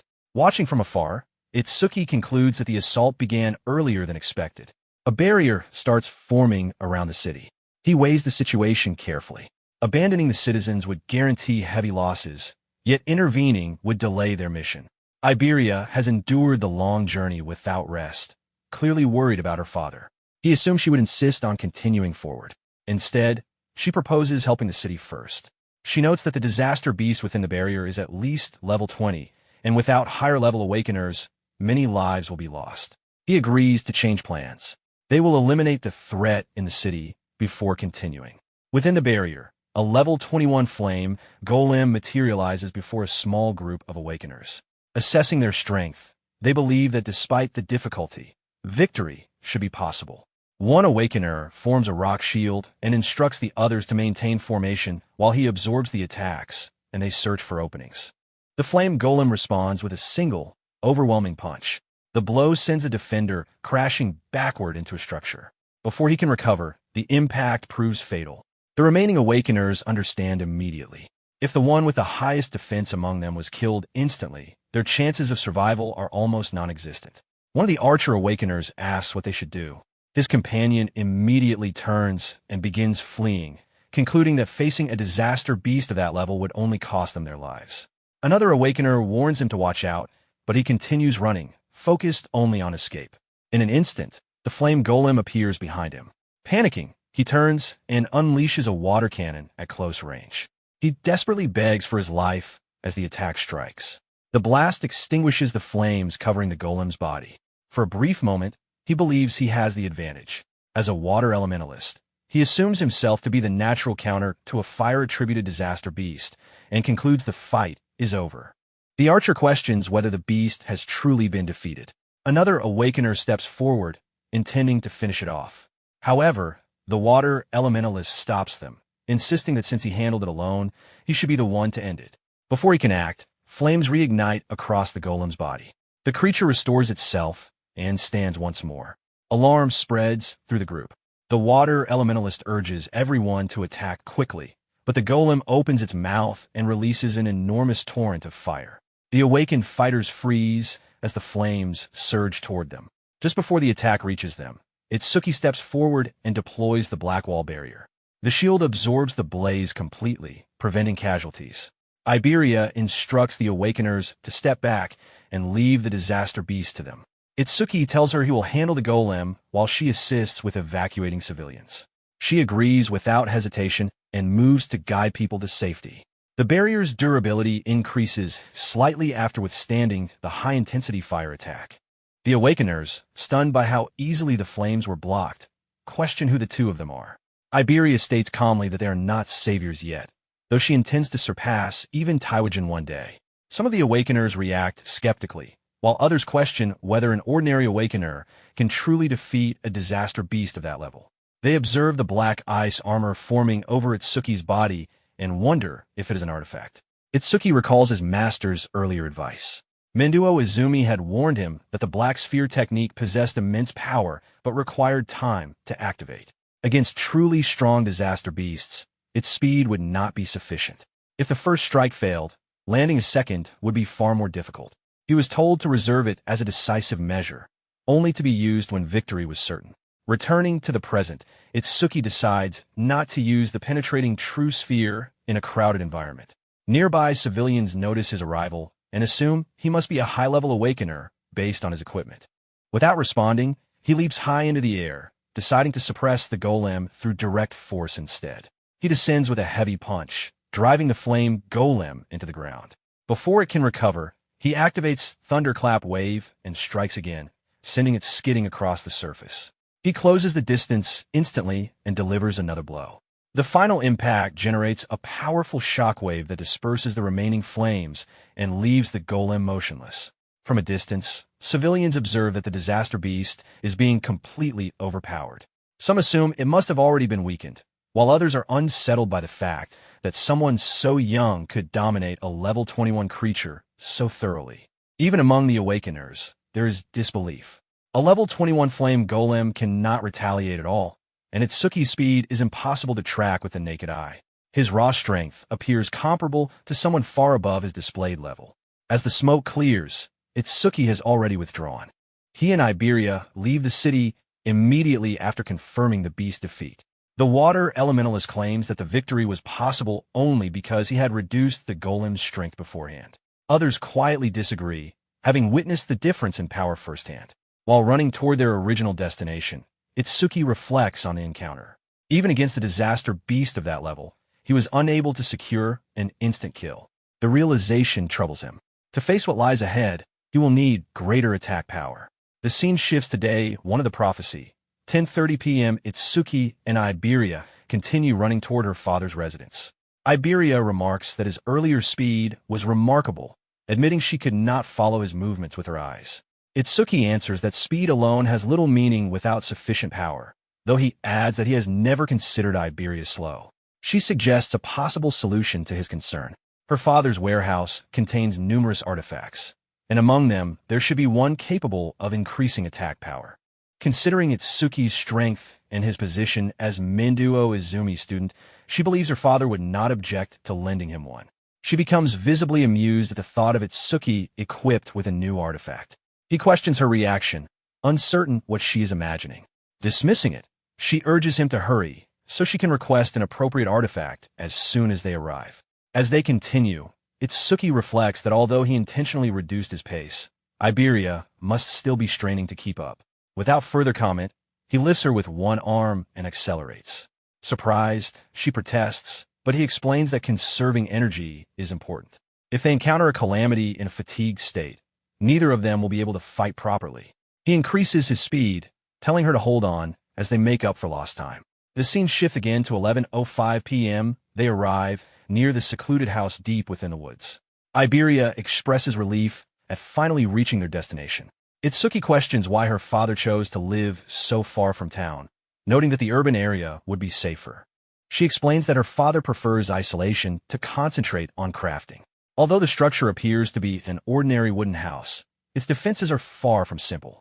Traps are installed throughout the surrounding perimeter. Itsuki recalls sensing faint magical fluctuations earlier and understands that the area is protected by detection-based mechanisms. Iberia reassures him that as long as he follows her path precisely, none of the traps will activate. Privately, Itsuki considers that he could avoid them using his own detection ability. He moves cautiously behind her. Moments later, she steps onto a concealed trigger. The magical fluctuation intensifies immediately. Iberia realizes her mistake, acknowledging that she forgot about one of the more dangerous traps. Itsuki questions whether she is certain this is truly her home. She confirms it, but warns that the activated defense is the most troublesome one. The mana concentration in the area surges. In response to the disturbance, a humanoid artifact materializes before them, an epic-grade iron golem, fully armed and ready to engage. Itsuki observes the humanoid construct in front of him and realizes that even advanced artifacts stand among the defenses surrounding Iberia's home. The iron golem moves immediately, advancing toward Iberia with overwhelming force. He steps in before the strike can land and meets the golem's punch head-on. The collision forces him backward across the ground. The impact confirms his assessment of its strength. Since the construct exists to protect Iberia's father, destroying it with a piercing sphere would be excessive. He needs a cleaner solution. He asks Siberia whether there is a way to stop it without causing irreparable damage. She tells him to target the karmic stone embedded in its chest, explaining that it serves as the golem's power source. Removing it will shut the artifact down. Activating Thunder Wave, Itsuki accelerates. Knowing the weak point simplifies the encounter. The golem unleashes a continuous barrage of heavy blows, but his speed allows him to evade each one with narrow margins. Weaving through its strikes, he reaches its chest and extracts the karmic stone in a single motion. The iron golem immediately loses power and collapses. Holding up the stone, he asks Iberia whether this is sufficient. Before she can respond, a presence appears behind him. A blade descends without warning. Iberia quickly calls out to stop the attacker. Itsuki turns at the last moment and evades. What unsettles him is not the strike itself, but the fact that he sensed no magical fluctuation beforehand. The man withdraws his attack upon recognizing Iberia. He explains that he mistook them for intruders. Itsuki studies him carefully. Even as he watches, the man's sword vanishes from sight without a trace. Iberia introduces him as Bakudo Jasuk and explains that Itsuki Tenma is her partner. Before she can elaborate further, Itsuki asks directly about her father's location. She tells him her father is in the back and advises caution. Bakudo remarks that the old artisan does not appear to be in a good mood. Iberia rushes ahead and announces her achievement. She passed the qualifiers, ranking 4th in the region on Nightmare difficulty, and reminds her father of his promise to let her choose any artifact she wants. Instead of praise, she receives a firm slap. The sudden blow leaves her stunned. Tears form in her eyes as she asks why. Her father demands that she return the dragon gear she took without permission. She insists that she only borrowed the epic artifact. He responds that the dragon gear causes irreversible damage if worn too long, and warns her that taking it again without consent will not be tolerated. Hurt and angry, she declares she will never use his artifacts again and storms off. The artisan then turns his attention to Itsuki and asks whether he is Izumi's second student. Itsuki introduces himself formally and explains that his master sent him to protect Mr. Aiden due to the prophecy of a massive calamity in the north. The artisan states that he is already aware. He remarks that Izumi rarely accepts disciples and questions why someone so ordinary in appearance was chosen. After examining Itsuki more closely, his expression shifts to surprise. He asks whether Itsuki's level is fixed. After carefully scanning Itsuki, Iberia's father questions whether he is using a karma artifact to falsify his displayed statistics. Itsuki denies it. The artisan studies him in silence and begins to understand why Menduo Izumi specifically requested this item. He remarks that Izumi is a man who calculates gains and losses precisely and rarely acts without expecting something in return. Itsuki explains that his master only instructed him to guard Aiden and never mentioned any reward. The artisan clarifies that Izumi contacted him directly. In exchange for allowing his disciple to serve as protection, he requested that a particular karma artifact be given to that disciple. Itsuki realizes that this arrangement was made for his sake. Even so, he states that he would protect Aiden regardless of compensation. The artisan responds that he does not mind parting with the item, as he has many artifacts in his possession. He admits he was initially confused about why Izumi chose what he considers a failure. Itsuki asks what he means. The artisan produces a cracked crystal. It was originally crafted to draw out an awakener's attack power to its absolute limit. However, a fracture formed during its creation. Its rank became undefined, and a broken effect was added. Itsuki quickly understands the flaw. Because the artifact accumulated critical rate resets every time its user levels up, it becomes impractical for normal awakeners who grow through leveling. The artisan confirms this. That is why he was puzzled by the request. But after observing Itsuki's condition, the reasoning becomes clear. Since Itsuki never levels up, the artifact's drawback does not apply to him. As he continues defeating Calamity Spirit beasts, his critical rate will steadily increase without ever resetting. Eventually, it could reach 100%, amplifying every attack by 10 times. Itsuki considers the conditions carefully. His critical rate only rises when defeating enemies with higher attack power than his own. The requirement is strict, but manageable with the right approach. He decides to think of a counter-strategy after surviving the current raid. He accepts and consumes the broken critical crystal. The artifact integrates without rejection. The artisan observes that it has equipped properly, confirming its compatibility. Itsuki acknowledges that he had been struggling with insufficient attack power and states that this will significantly improve his combat potential. The artisan turns away, explaining that he forges artifacts while others use them to fight calamity spirit beasts. Both roles serve the same purpose, the survival of humanity. Gratitude is unnecessary. He adds that unless someone already knew his location, no beast would deliberately target such a remote place. For now, they should rest. Without warning, a massive portal opens in the sky above the forest. From within it, a monument-like structure descends and crashes down. At the same time, a green barrier expands outward, sealing the area. Iberia stares upward in shock, unable to understand why a barrier has formed around such a remote location. Her father immediately considers the implications. Only the commanders-in-chief of the 5 continents should know where he resides. He questions whether the monument's appearance here is coincidence or the result of deliberate targeting. Bakudo Jasuk draws his sword and instructs Itsuki to step back, warning that calamity spirit beasts are approaching. Itsuki confirms that they are already on the move. He senses multiple presences advancing at extreme speed. At first he counts 6, then realizes there are 8. Moments later, several level 14 one-horned demons emerge before them. One lunges directly at Itsuki. He intercepts it smoothly, catching the attack and driving his blade through the demon in a single motion. The creature collapses instantly. More demons rush in from different angles. While evading their attacks, Itsuki assesses the situation calmly. Opponents of this level pose no true threat. Techniques like Lotus Explosion could eliminate them all at once. However, Jasuk might withstand a shockwave, but Aiden and Iberia are sheltering nearby. Using such a wide-area technique recklessly could place them at risk. Instead, he maneuvers away from the shed and draws the demons toward the forest, intending to create distance before finishing them. As he moves, he senses another surge of mana, far denser than the rest. He pauses. This presence is on a different level. A 2-horned guardian beast demon manifests before him, its aura far heavier than the lower-class creatures.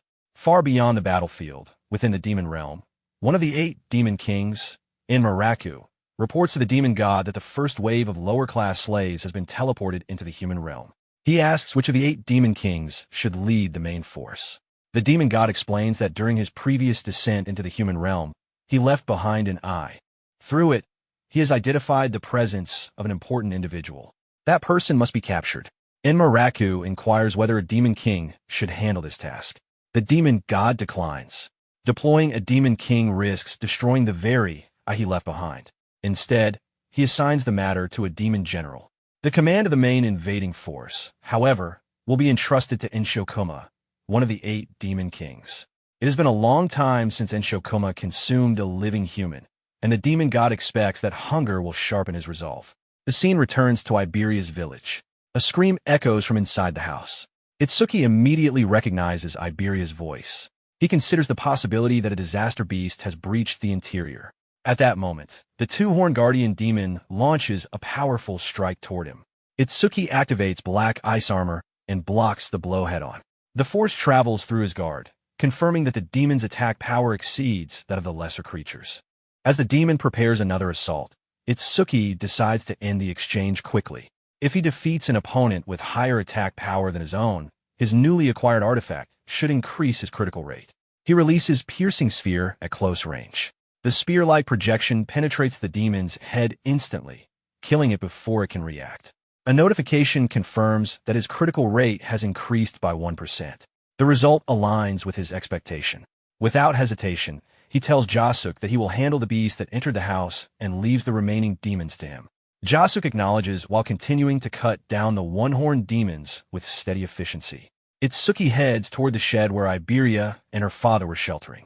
Inside, Iberia has already been injured and struggles to stand. Without the dragon gear, she recognizes she cannot overpower the intruder. As the demon advances again, she calls out for help. Before it can strike, her father steps forward and swings his hammer into the creature with precise timing. Despite being in a non-combat class, he shows no hesitation. The demon turns its attention to him. As it prepares to attack, he states calmly that he will leave the rest to Tenma. Itsuki arrives at that moment, intercepting the demon's arm and driving his black ice blade through its chest. The creature collapses.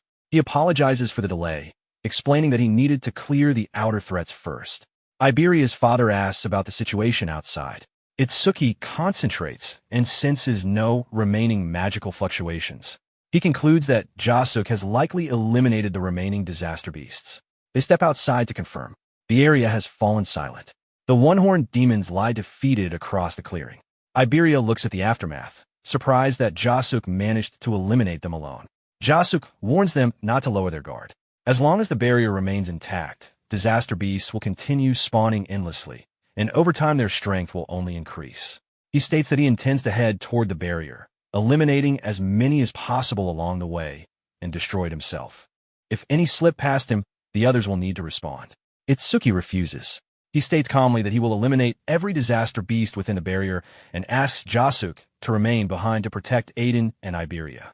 Iberia's father studies him closely.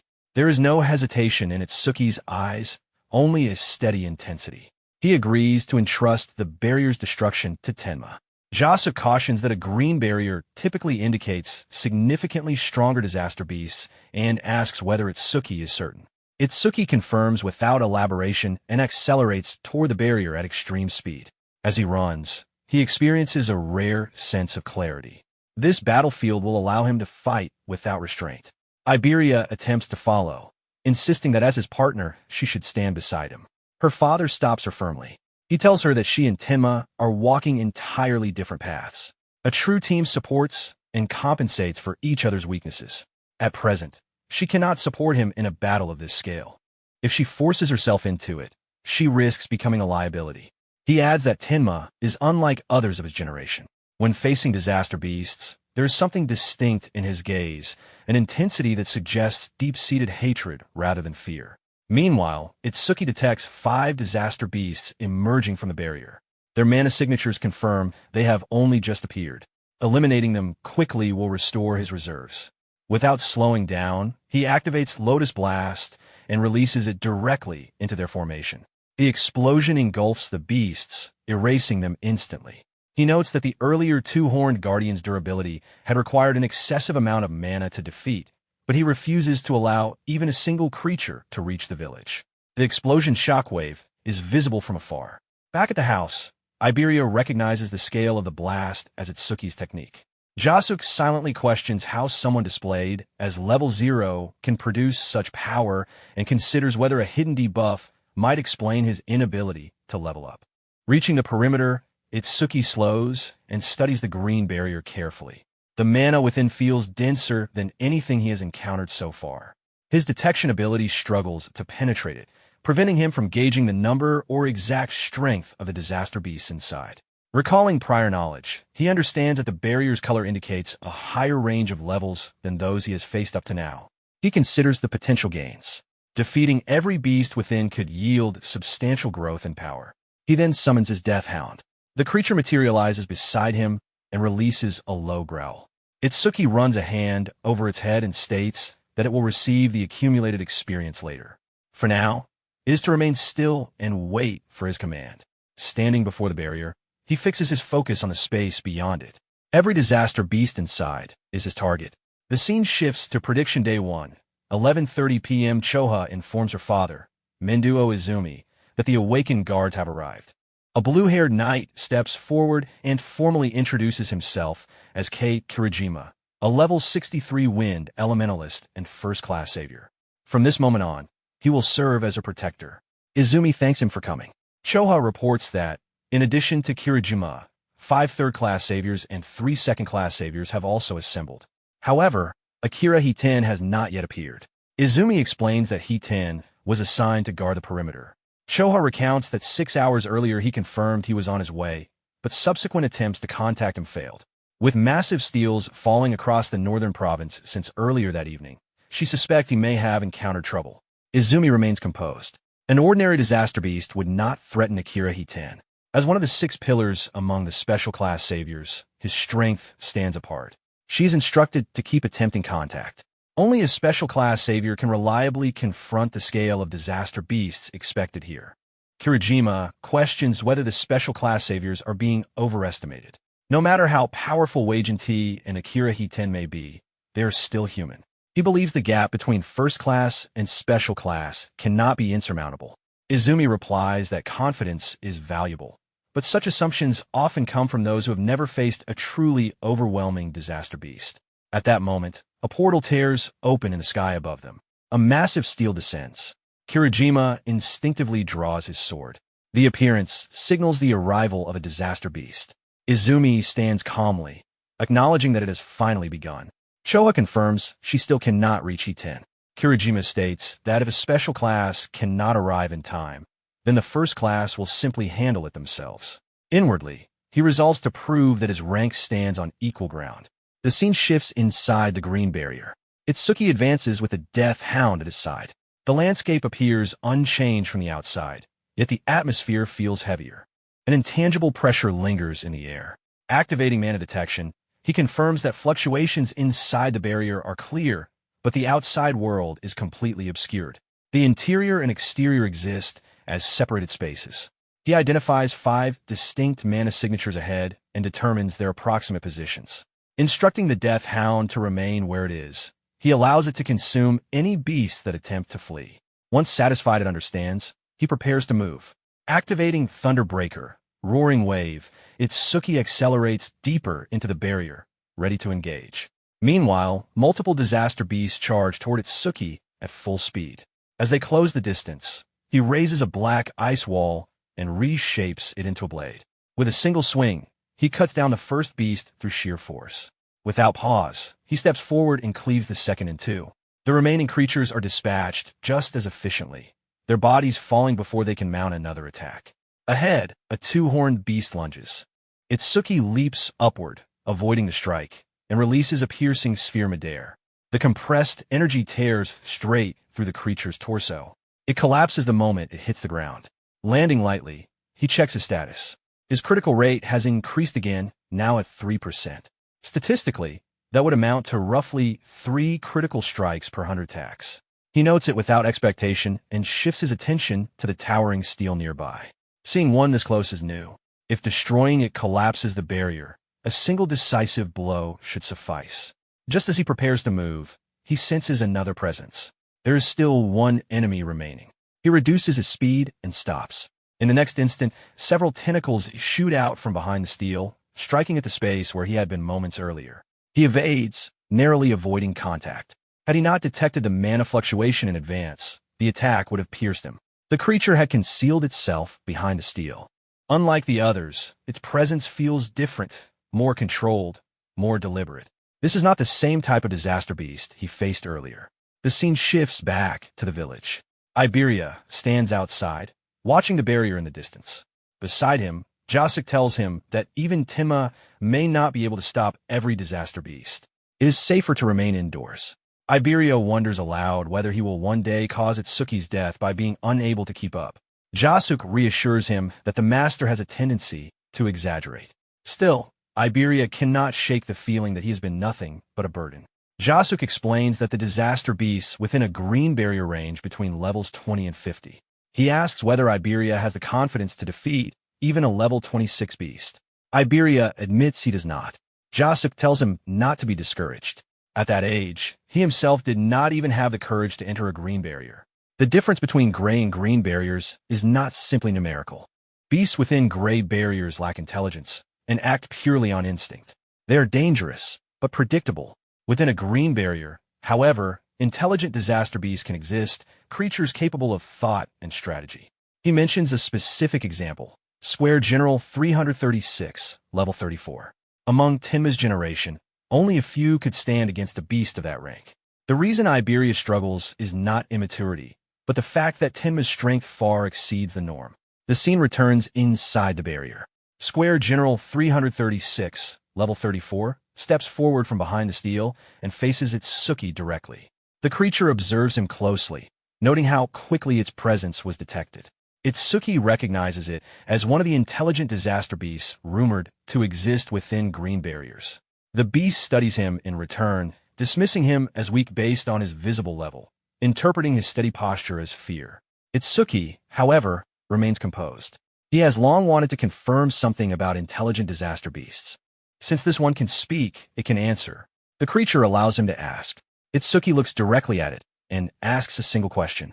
Does it feel pain? The beast's expression hardens. Anger spreads across its face at the question.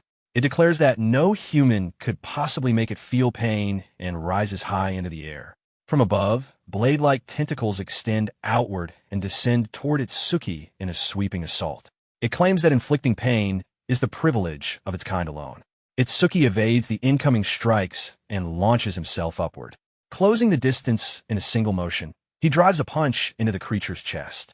The impact sends the beast crashing into the ground below. For a brief moment, he wonders if the blow was decisive. The answer comes immediately. The creature's mana swells instead of fading. The tentacles surge again, faster than before. Even the antennae guiding its movements have accelerated. Itsuki adjusts his rhythm. Despite the increase, he still maintains the advantage in speed.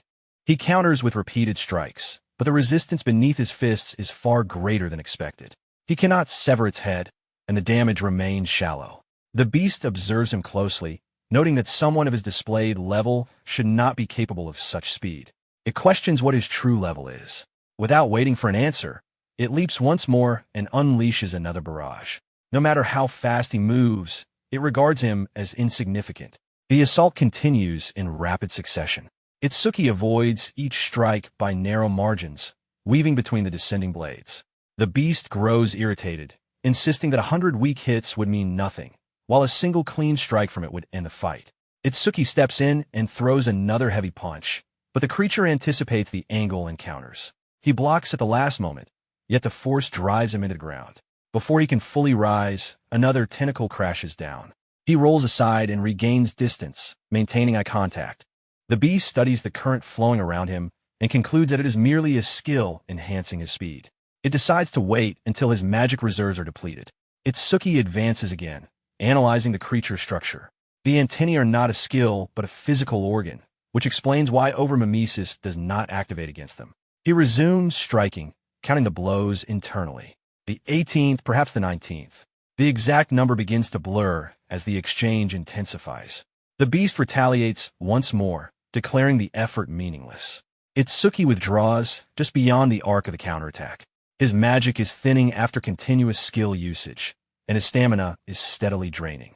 If his speed declines, the balance will shift immediately. He makes a decision. Rather than conserve energy, he will commit everything to offense. Increasing attack frequency is the only path forward. If even one critical strike lands, the outcome will change. Closing in again, he activates the broken critical crystal. His fists drive repeatedly into the creature's chest in relentless succession. Each strike follows the last without pause. He focuses on maintaining rhythm and pressure. The probability is low, but repetition is his only option.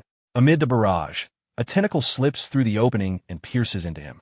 The beast regards the reckless charge as foolish, questioning whether this was the method he intended to use to make it feel pain.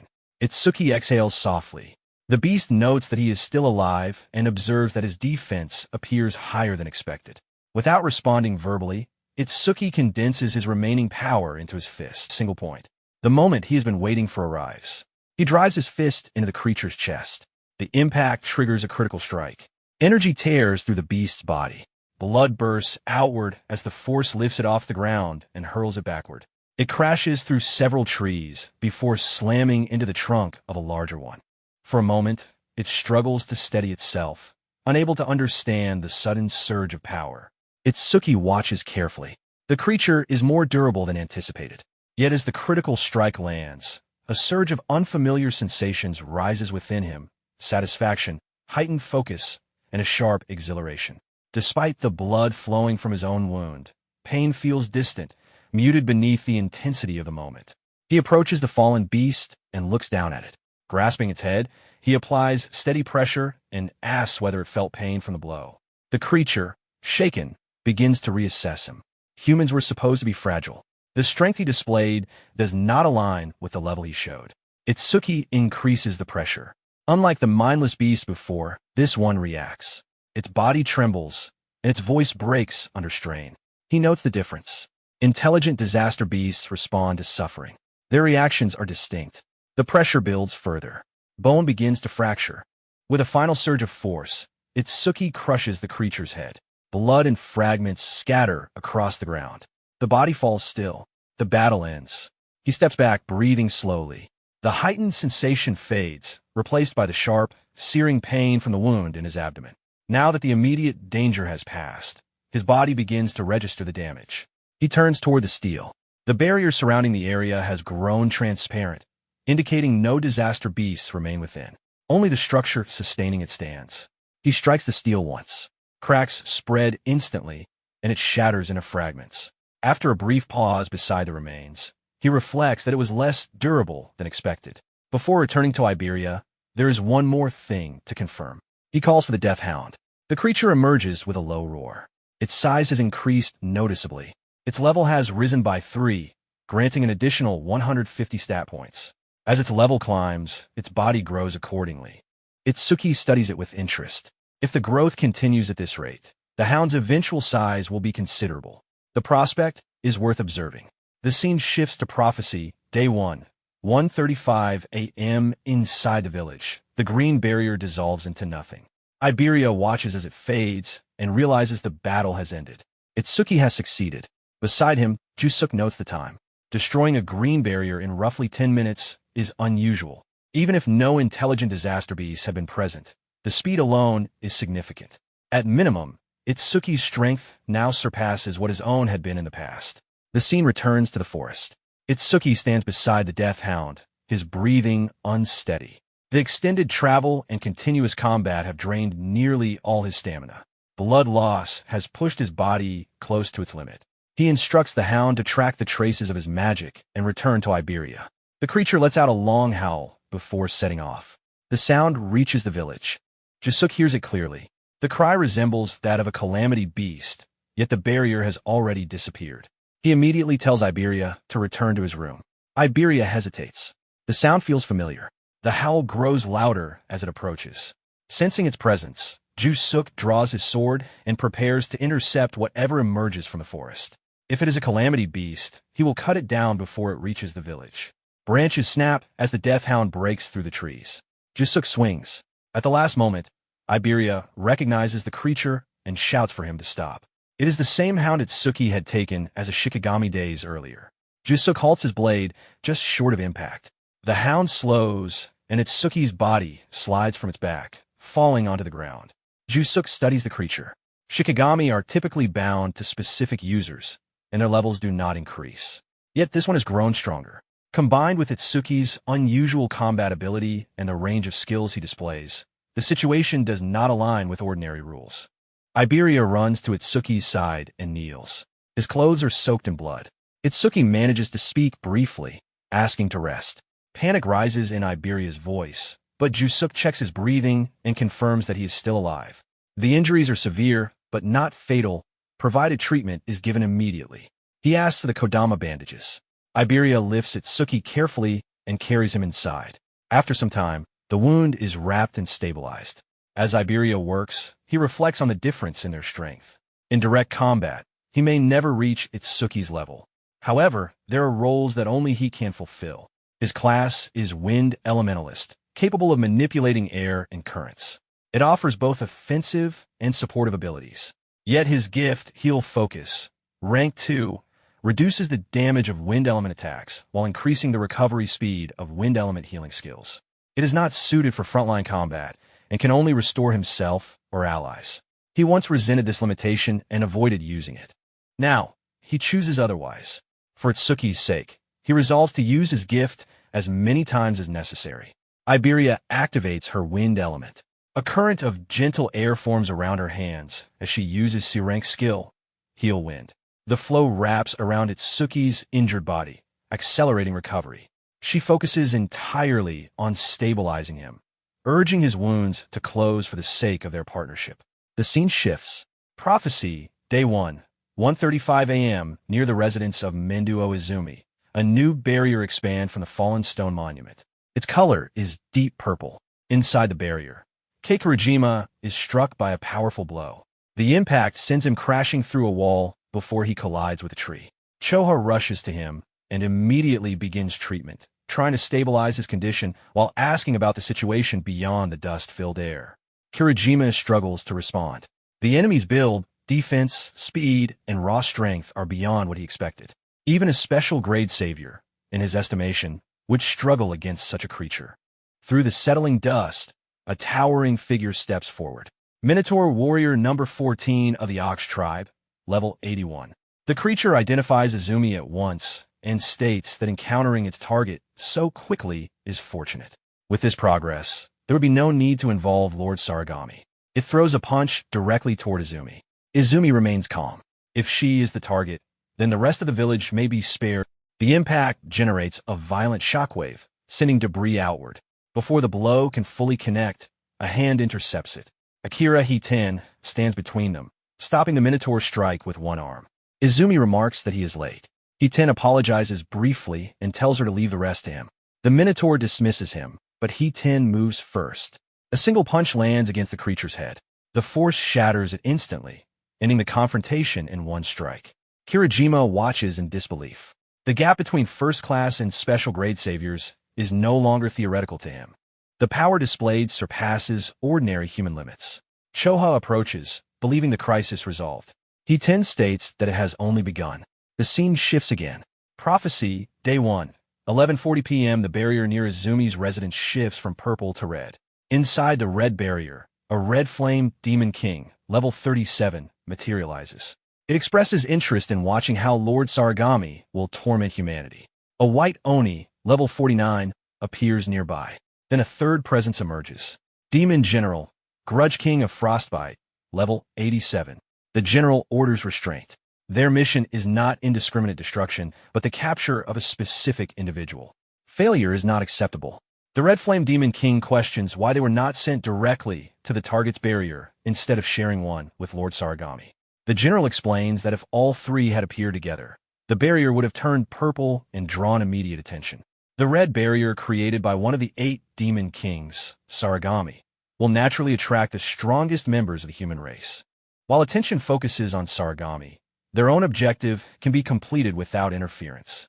The Red Flame Demon King asks whether the destination is known. The general confirms it is. Lording will guide them. An evil eye left within the human world provides coordinates and even vision of its surroundings. At this moment, that evil eye is located at the same place as their intended target. The scene shifts to Prophecy, Day 1, 11:35 p.m. inside Iberia's house. Itsuki lies unconscious on the bed. Within his mind, he finds himself as a child again, standing before his mother. He tells her that he finally found a disaster beast capable of feeling pain, just like humans do, and that he crushed its skull. He believes this brings him closer to avenging her death. His mother stops him gently. She tells him there are things more important than revenge. He questions what could possibly matter more than wiping out every disaster beast. She answers that power should not be used for vengeance, but to protect the people one loves. He rejects the idea. He cannot forgive the disaster beasts that killed his parents. In his mind, every last one of them must be destroyed. Her figure begins to fade. She tells him it is time for her to go and asks him not to let hatred consume him. He calls out to her, trying to stop her from disappearing. There is still so much he wants to say. She vanishes. He drops to his knees. A voice echoes across the sky above him, mocking the tears he sheds for the dead and calling such grief typical of a lesser being. Itsuki looks up and recognizes the presence. Linga. Linga remarks that Itsuki only takes the form of a child when he is with his mother in these dreams. Anger surges. Itsuki declares that he will kill him. He charges forward, but Linga's figure dissipates before contact. The voice lingers, promising that he will soon experience true despair again. Itsuki shouts that no matter what it takes, he will end him. Suddenly his eyes open. He wakes inside Iberia's house. Iberia is asleep nearby, and the death hound rests close to the bed. He realizes it was a dream. A sharp irritation pulses behind his eyes. Though they are uninjured, they ache intensely. Then he notices something else. His wounds are gone. He had been in critical condition, yet his body has recovered. Iberia must have treated him. He glances at Iberia, who fell asleep beside him after tending to his injuries. Itsuki decides to keep the death hound quiet so as not to wake him. He gestures for silence. The hound lets out a loud roar instead. Itsuki closes his eyes briefly in frustration. Iberia jolts awake, immediately preparing to defend him from what he assumes is a disaster beast. Itsuki reassures him that a presence that light would not trouble a disaster beast. Realizing Itsuki is awake, Iberia's expression shifts to relief. The treatment worked, and he is conscious once more. Iberia throws his arms around Itsuki in relief. Itsuki notices that he still has the habit of hugging people when he gets excited. Once Iberia calms down, Itsuki asks how long he was unconscious. About 3 hours, Iberia answers. It did not feel that long to him. 3 hours means it is around 3 a.m. on the second day of the prophecy. Itsuki immediately asks whether Jusuk and Aiden are safe. Iberia reassures him that no disaster bees have appeared since the barrier was destroyed. The memory of the dream lingers. Even if it was only a dream, the words spoken there felt too vivid. The sense that something is moving behind the scenes does not fade. The scene shifts. Prophecy, Day 2, 3:03 a.m. Itsuki Tenma regains full consciousness. He rises from the bed and dresses. He cannot afford to lower his guard. Iberia remarks that he appears completely recovered. As they step outside, Itsuki considers that the reinforcements mentioned by their teacher should be arriving soon. First, he intends to check in with Jusuk. On the way, Iberia brings up the Death Hound. He assumes it is simply called Death Hound, then asks what its actual name is. He explains that a Shikigami user is free to name their Shikigami however they wish, and even offers to choose a name himself. Itsuki clarifies that he is not a Shikigami user. Iberia looks slightly disappointed at that. Internally, Itsuki decides firmly that he will not allow Iberia to name the creature. They meet Jusuk outside. Jusuk observes that Kodama bandages alone would not have restored Itsuki so quickly. Iberia must have finally used his true ability. Itsuki turns to Iberia and asks whether he is healer type, since he did not notice any skills being used earlier. Iberia admits that he can use offensive wind skills as well, though their damage output is limited. Itsuki then asks Jusuk whether any other saviors have arrived. Jusuk answers that none have. Itsuki explains that their teacher said nearby saviors were being dispatched. With an entire day past, they should be close. Jusuk reminds him that the village lies deep within the forest. Without Iberia's guidance, even Itsuki would not have reached it quickly. The logic is sound, yet Itsuki cannot shake the unease building inside him. It feels as though something hostile is drawing nearer. Meanwhile, deeper within the forest, 3 young warriors run toward the village. One of them asks Kobayashi how much farther they must go. The blonde companion estimates only a few more kilometers remain. Once they complete this mission, they will finally be promoted from apprentices to third-class saviors. The brown-haired warrior remarks that the location is far more remote than expected. It is surprising that the greatest crafter in the northern province resides so deep within the woods. Suddenly, their pink-haired companion halts and tells them to stop. They immediately comply. When asked what she sensed, she explains that something is approaching from ahead. Moments later, 2 figures appear before them. The Red Flame Demon King stands at the forefront, accompanied by a white Oni. The demon notes calmly that they were perceptive enough to notice his presence. The brown-haired warrior draws his sword and calls for battle positions. The 3 apprentices take formation. The Red Flame Demon King studies them and asks where they are heading in such a hurry, and whether their destination happens to be the same as his. The Red Flame Demon King lifts a hand and releases a concentrated fireball. It strikes the brown-haired warrior directly. The impact is instantaneous. His body is consumed in heat and reduced to molten remains before he can react. The Demon King observes the result with detached interest, noting how fragile humans are if a single fireball can erase them. Nearby, the white Oni overwhelms the second apprentice. With brute force, it tears through his defense and slams him into the ground, ending the fight just as quickly. The pink-haired girl stands alone. She demands to know where they came from, pointing out that there is no barrier nearby. The Red Flame Demon King replies that they traveled a long distance to reach this place. At that moment, the Demon General, Grudge King of Frostbite, arrives. He orders the Flame Demon King to stop. Killing them was not permitted. The Flame Demon King protests that he was merely relieving boredom. In response, the general conjures a wall of crystalline ice around him. Freezing energy tightens, locking his body in place. The warning is clear. Disobedience will not be tolerated. The Flame Demon King quickly concedes, and the spell is lifted. The pink-haired girl, still alive, realizes she has not been killed. For a brief moment, she believes she has been spared. The Flame Demon King questions whether she possesses some special trait, since only the target and the owner of the magic eye were meant to be kept alive. The Demon General clarifies that she has no such significance. He simply wishes to test a new ability granted by Linga. He releases a wave of condensed black energy. It strikes her and seeps into her body. For a moment, she collapses, motionless. The Flame Demon King assumes she has died, but the general explains that she is undergoing demonization. Her eyes open again. The process reshapes her allegiance. Humans subjected to demonization become completely subservient to Linga. In effect, she now belongs to them. She kneels before the demon general and awaits orders. He instructs her to conceal her identity and remain undercover within human society until the day Linga descends. Later, she is to report that her team was attacked by disaster beasts in the forest and that she survived only because her companions sacrificed themselves. She accepts the command. The general dismisses her. Moments later, she appears to regain her normal awareness and flees toward the village, outwardly acting as a lone survivor. The Flame Demon King questions the usefulness of recruiting someone so weak. The demon general explains that she is only one among tens of thousands who have already been demonized, including awakened individuals. When Linga unifies the world, they will serve an essential role. He orders the Flame Demon King to stop wasting time. Their mission takes priority. The scene shifts. Prophecy, Day 2, 3:05 a.m. Jusuk stands near an iron golem, evaluating its specifications. Its combat capacity is roughly equivalent to a level 30 awakened. It should help offset their shortage of manpower. Iberia remarks that with Jusuk and Itsuki present, such measures might not even be necessary. Jusuk then asks where Tenma has gone. Iberia explains that Itsuki headed to the workshop. He wanted to ask the old craftsman something about the critical crystal. Inside the house, Iberia's father listens carefully as Itsuki recounts the battle with the disaster beast.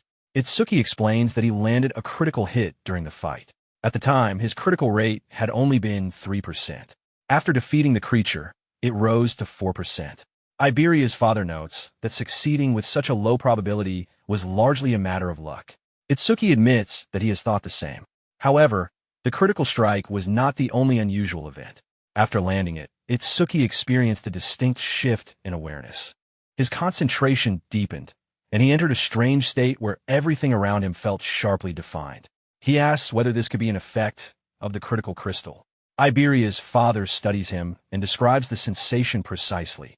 Heightened perception of every detail, paired with complete emotional calm. Itsuki confirms that this matches his experience. Iberia's father concludes that Itsuki entered a flow state. He explains that a flow state occurs when someone becomes fully immersed in a task. Perception of time distorts, concentration and excitement peak simultaneously, and the mind operates with unusual clarity. It is sometimes described as being in the zone. Artists, athletes, or students may experience a mild version of it during intense focus. For awakened individuals, however, the effect is far more significant. Their senses sharpen beyond normal limits, and their overall stats and skill efficiency temporarily rise to approximately 120% of their base values. Itsuki is surprised. Neither his teacher nor other awakened ever mentioned such a phenomenon, and he has never met anyone who claimed to have entered that state. Iberia's father explains that only a handful of people are capable of achieving it. It requires refined skill, a clear mind, and a considerable amount of luck. Without all three conditions aligned, entering a flow state is impossible.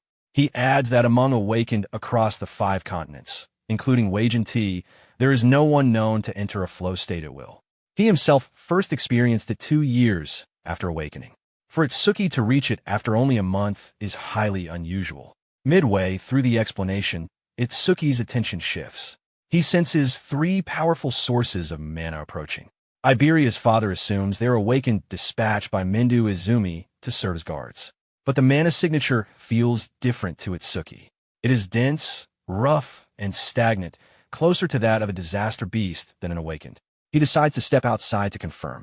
As he moves, he reassures himself that all disaster beasts within the barrier were eliminated and no new deployments were detected nearby. It may simply be his imagination. Outside, Iberia greets him, relieved to see him recovered. Jusuk notices the tension in Itsuki's expression. Itsuki explains that he sensed a surge of mana that felt similar to a disaster beast. Jusuk points out that no barriers are forming in the area, so that scenario should be unlikely. Iberia mentions that the Iron Golem has been reactivated and should be capable of handling any ordinary threat.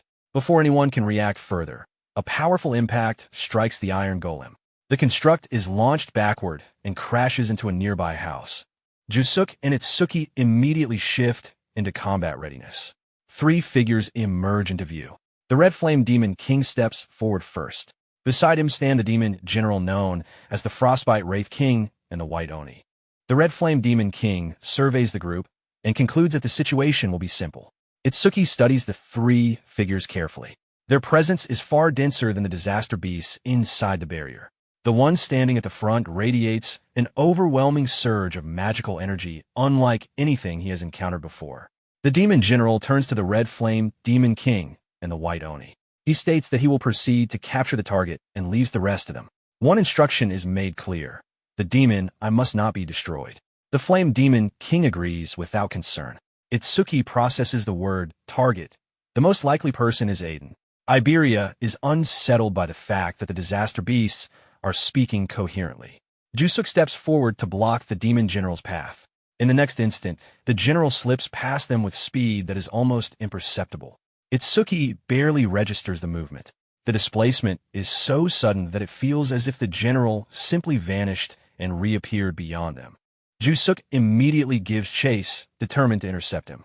Itsuki activates his power as well, focusing on preventing the general from reaching Aiden. A thick wall of ice materializes between them, cutting off pursuit. Jusuk strikes the barrier with his sword. The impact echoes sharply, but the ice holds firm. From the side, the White Oni advances toward Jusuk and launches a heavy punch. At the last moment, Jusuk pivots and blocks with his blade. The collision sends him sliding backward across the ground from the force alone. Itsuki's attention splits between the two fronts. The Red Flame Demon King closes the distance and reminds him that hesitation will cost him. A condensed projectile of red flame is released toward Itsuki. Itsuki counters by forming a wall of black ice. The fire strikes the surface and disperses in a burst of steam and heat. Without looking back, he tells Iberia to retreat from the battlefield. She complies immediately, putting distance between herself and the clash as the confrontation escalates. The remaining flames graze Itsuki's hands, leaving shallow burns. The pain is sharp but manageable. He immediately reassesses. The Demon King's skill is A rank. If he had used Thunderbreaker, he likely could have avoided the hit entirely. Instead, he relied too heavily on Black Wall and misjudged the difference in output. The Red Flame Demon King mocks the failed defense, confident that ordinary ice could never suppress his flames. For a brief moment, the Demon King studies Itsuki more closely. He considers the possibility that this might be the bearer of the Demon Eye. After scanning him, he dismisses the thought. The displayed level reads 0, and nothing about him suggests he is the target. Concluding there is no restriction, the Demon King decides he can eliminate him freely. Itsuki summons the Death Hound. The Demon King assumes Itsuki intends to fight with support, but remains unconcerned. Even multiple summons would not change the outcome in his view. Another concentrated blast of fire is released. Itsuki gives a brief instruction to the Hound, entrusting it with the next step. As he dodges the incoming attack, the Death Hound accelerates past the battlefield, heading toward the village. The Demon King notices the direction immediately. The summon is moving toward the target. He questions whether Itsuki believes he can win alone. Internally, Itsuki recognizes that the Demon King is underestimating him. If he continues appearing weaker than he is, the enemy may delay a killing strike. Meanwhile, his analysis continues to progress, now at 36%. He needs time, yet deliberately acting fearful conflicts with his instincts. Instead, he provokes the Demon King directly. Anger flares in response. The Demon King increases his output and launches another large-scale attack, abandoning any intention of restraint. Itsuki evades again and closes the distance in a burst of speed. The Demon King expands his form slightly, amplifying power, but his movement speed remains unchanged. The pattern becomes clearer, a skill-oriented, long-range type. If Itsuki can maintain close combat pressure, the advantage may shift. He drives forward and delivers a powerful kick. At the last instant, a shield of flame manifests around the Demon King's body. The strike collides against it and disperses. The Demon King anticipated the attempt. A counterattack follows immediately. This time, the flames connect directly, overwhelming Itsuki before he can fully reposition. The impact slams him into the ground with force. As he regains awareness, he acknowledges the mistake. He underestimated the opponent's intelligence. This is not a mindless disaster beast. The Demon King observed that Itsuki's speed contradicts the displayed level. The deception is noted, but he remains confident. Itsuki forces himself back to his feet. The analysis continues in the background. Because the opponent's ability is A rank, the process is slower than usual. He steadies his breathing, buying seconds wherever he can as the percentage gradually climbs. The scene shifts to Prophecy Day 2, 3:14 a.m. inside the house. The demon general steps in calmly and surveys the surroundings. His attention settles on Aiden, evaluating his history and accomplishments as a craftsman. He recalls that Aiden created 3 unique karma tools, 16 epic karma tools, and countless rare ones, recognizing him as one of the most skilled crafters among humans. Aiden listens to the summary of his achievements and interprets it as a threat, suspecting that such recognition often precedes elimination.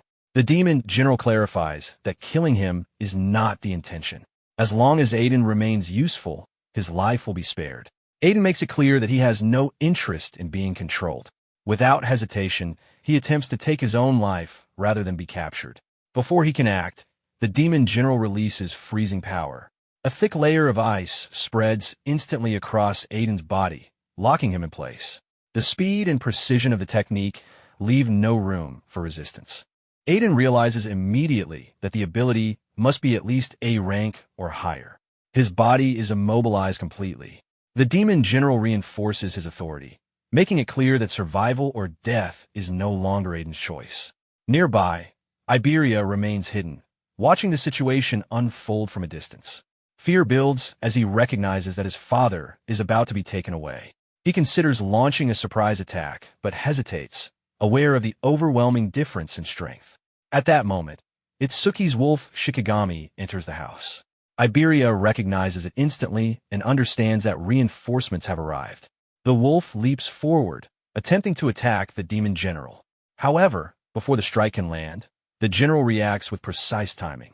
Freezing energy forms around the wolf midair, locking in place. With a single motion, he slams the immobilized Shikigami onto the ground.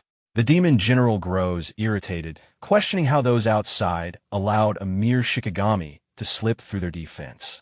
Aiden notices the presence of the summoned creature and realizes that help has reached them, even if only partially. Iberia, however, becomes even more unsettled. Witnessing such a powerful Shikigami fail to land a single effective blow confirms the enormous gap between them and the enemy. He understands that confronting the demon general directly would be impossible. He considers calling Itsuki for help, but recalls a warning from his father about recklessness leading to unnecessary casualties. The memory shifts his thinking. He recognizes that Itsuki was already injured before sending the Shikigami. If Itsuki had been capable of coming himself, he would have done so. Calling him now would only worsen the situation and place him at greater risk. He rejects the idea. Instead, he decides to act alone. Iberia runs out of the house with urgency, forming a new plan. He remembers a piece of equipment stored beneath his father's bed, dragon gear. With that tool, he believes there may be a chance to stand against the enemy. Back inside, the demon general senses movement and notes that someone had been hiding nearby, but fled instead of intervening. Aiden, still frozen in place, understands that the escaping figure was Iberia. Despite the danger, he feels relief that Iberia chose to retreat rather than attempt a hopeless rescue. Even with Tenma and Ju-suk working together, victory would remain uncertain.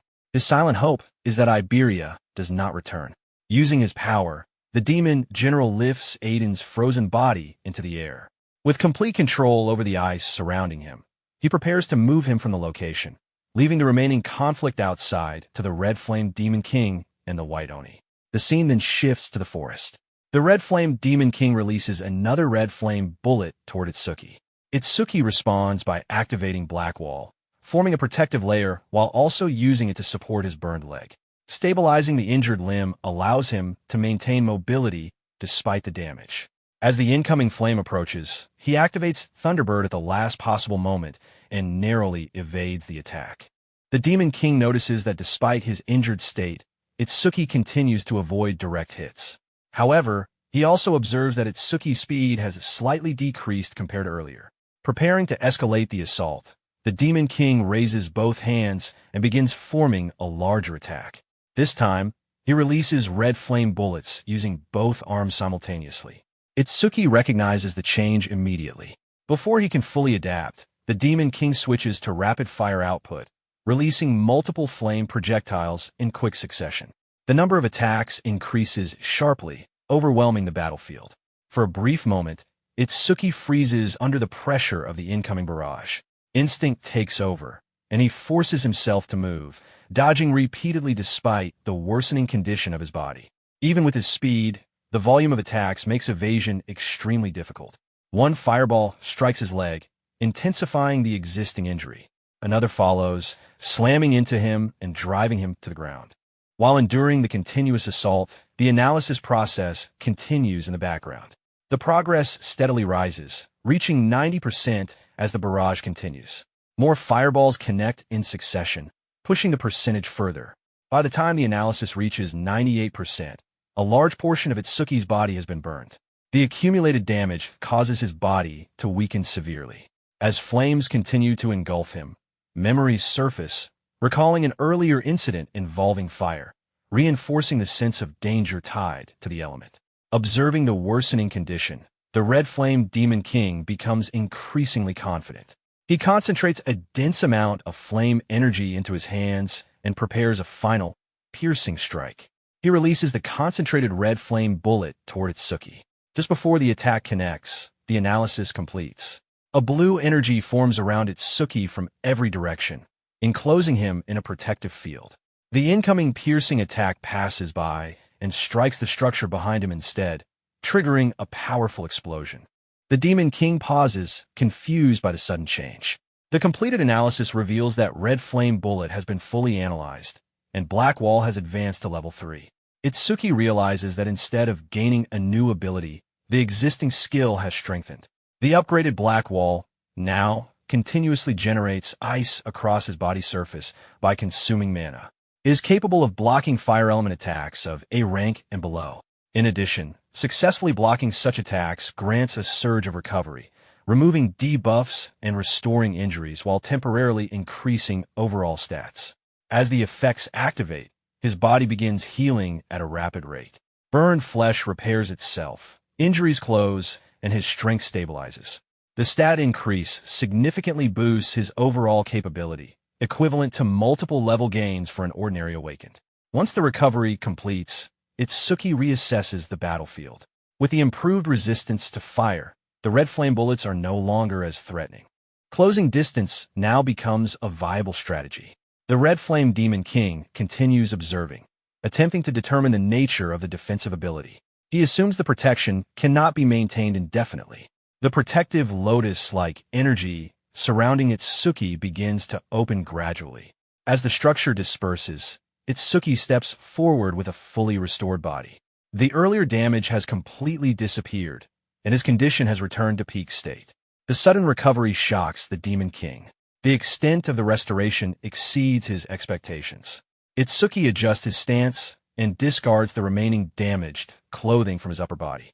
The lingering memory connected to the flames strengthens his resolve, shifting his focus entirely toward defeating the opponent before moving on to rescue Aiden.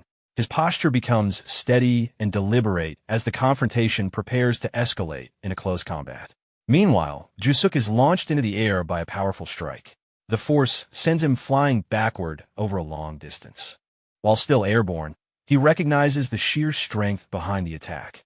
Blocking it with his gear prevented a fatal outcome, but the impact alone pushed him far from the battlefield. To stop the momentum, he drives his sword into the ground. The blade scrapes through the earth, slowing his movement until he finally comes to a halt. Once steady, he pulls the sword free and quickly assesses the situation. The enemies they are facing are far beyond ordinary threats, and every second of delay increases the danger to the others. Realizing how far he's been pushed away, he prepares to return immediately. Before he can move, the white Oni appears directly in front of him. The sudden reappearance confirms that the creature deliberately followed him.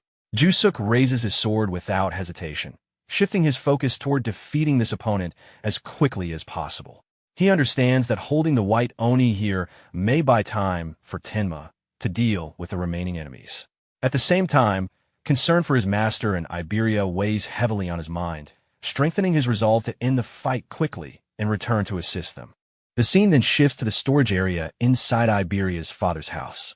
Inside, Iberia searches urgently through the room, recalling that the equipment he needs should be nearby. After scanning the surroundings, he notices a box hidden beneath a table. He retrieves it and confirms that it contains the dragon gear. Upon opening the container, the equipment details become clear. The dragon gear is classified as an epic grade item, significantly increasing both attack and agility. Once worn, its special effect gradually boosts those attributes further over time, though the enhancement lasts for only a limited duration. Iberia wastes no time equipping the gear. As he secures it in place, he reminds himself to remain focused and avoid slowing down Itsuki again. He also recalls the warning given by his father. Wearing the dragon gear beyond 15 minutes causes severe side effects. Because of that limitation, he sets a strict objective to rescue his father before the time expires. With determination, Iberia leaves the storage area and runs toward the location where his father was taken. The scene shifts back to the forest. The demon general moves forward while carrying Aiden, whose frozen body remains suspended in midair by layers of ice. Aiden observes the general's calm behavior and questions whether moving at such a relaxed pace is truly safe, considering the possibility of pursuit. The demon general shows no concern. From his perspective, only a special class savior among humans could pose any real threat. Furthermore, most capable forces are currently distracted by the activities of the demon lord, reducing the likelihood of interference. Hearing this, Aiden analyzes the situation carefully. The involvement of Demon Lord level forces suggests that the current mission is only one part of a larger plan. Realizing this, he decides to provoke further information. He questions whether such an extensive operation was carried out solely to capture him. The demon general dismisses the idea, stating that multiple objectives exist beyond capturing a single individual. This confirms Aiden's suspicion that the attack has broader strategic purposes. Before he can continue pressing for more information, both of them detect movement nearby. The sound of footsteps approaches rapidly through the surroundings. The demon general becomes irritated, recognizing the persistence of those attempting to interfere. As the sound grows louder, Aiden turns his head toward the direction of the noise, wondering whether the approaching figure is Jusuk or Tenma. At the same time, he understands that facing the demon general alone would make victory extremely unlikely. Without hesitation, Iberia launches himself into the air and charges toward the demon general. He commits fully to the attack, aiming directly at the figure holding his father. Midair, his focus remains fixed on reclaiming Aiden. The demon general notices the incoming strike and reacts with visible irritation. The repeated interruptions frustrate him, especially after already dealing with the Shikigami earlier. The continued interference makes him question how the others outside allowed this situation to escalate. The scene shifts back to the forest, where Itsuki continues facing the red flame Demon King. The Demon King observes Itsuki closely and becomes increasingly confused. Despite having been severely burned earlier, Itsuki has recovered to an extent that should not have been possible. Unable to understand the sudden recovery, the Demon King abandons further analysis and chooses to overwhelm him through force. He condenses flames around his body and initiates another rapid-fire assault, releasing a continuous barrage of crimson flame bullets. To counter this, Itsuki activates Black Wall and forms a dense black ice armor around his body. As the projectiles advance, he remains completely still, holding his position instead of evading. The fireballs strike directly against him, detonating across the armor's surface. Flames and smoke engulf the area, briefly obscuring visibility. Believing the attack to be successful, the Red Flame Demon King becomes confident. However, once the smoke disperses, Itsuki is revealed standing in place without visible damage. The strengthened black wall neutralizes the flames, rendering the barrage ineffective. He reinforces the black ice armor further and prepares to counterattack. Activating Thunderbreaker, he releases Thunder Roar Wave and accelerates forward with sudden speed. The Red Flame Demon King reacts with alarm. Although he increases defensive output, relying on his Crimson Flame barrier, the speed difference becomes evident once again. Itsuki advances directly into close range and prepares a focused strike. Even with the barrier deployed, he continues forward without hesitation. At the moment of impact, his attack pierces through the defensive layer. The barrier fractures under the pressure, then shatters completely. With the shield broken, the Demon King's composure begins to collapse. The sudden loss of protection shifts the momentum of the fight entirely. Fear replaces confidence. Recognizing the threat, the Red Flame Demon King attempts to retreat and calls out for assistance from the White Oni and the Frostbite Wraith King. During the retreat attempt, his footing fails. The uneven ground causes him to slip, and he falls forward, striking the ground face first. Itsuki closes the distance behind him without delay. The Demon King, desperate, attempts one more attack. However, Itsuki evades effortlessly, leaving the enemy further disoriented and unstable. As Itsuki prepares his finishing strike, a notification from the broken critical crystal appears. The message confirms that the next attack will land as a guaranteed critical hit. At the same time, a strange purple aura forms behind him. Energy gathers along his body, causing his veins and eyes to glow red as power concentrates into his next movement. The Red Flame Demon King notices the aura and reacts with visible fear. The overwhelming presence convinces him that the attack about to follow will be decisive, and the pressure of the moment forces him into panic. The Red Flame Demon King, overwhelmed by fear, drags himself backward across the ground. Panic overtakes him as he struggles to create distance. Before he can recover or launch another defense, Itsuki closes in and delivers a decisive strike. The blow lands directly on the Demon King's head with full force. The impact drives the Demon King into the ground. Immediately afterward, the flames surrounding his head fade, and his presence disappears completely. The Red Flame Demon King is eliminated. Itsuki remains standing near the fallen body. Despite the victory, he feels slight frustration. The final strike turned into a critical hit at a moment when he had intended to prolong the fight. At the same time, he recognizes that he has once again entered a flow state following the critical hit.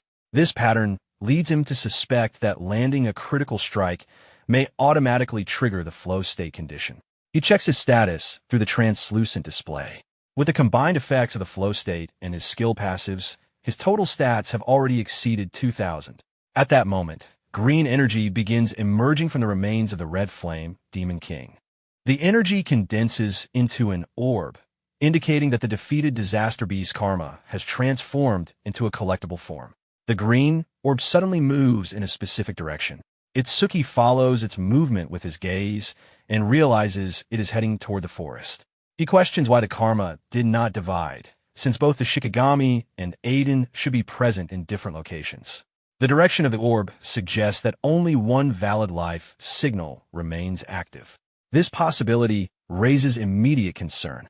Without hesitation, he launches himself into the air, crossing over the black ice barrier and sprinting toward the direction of the orb.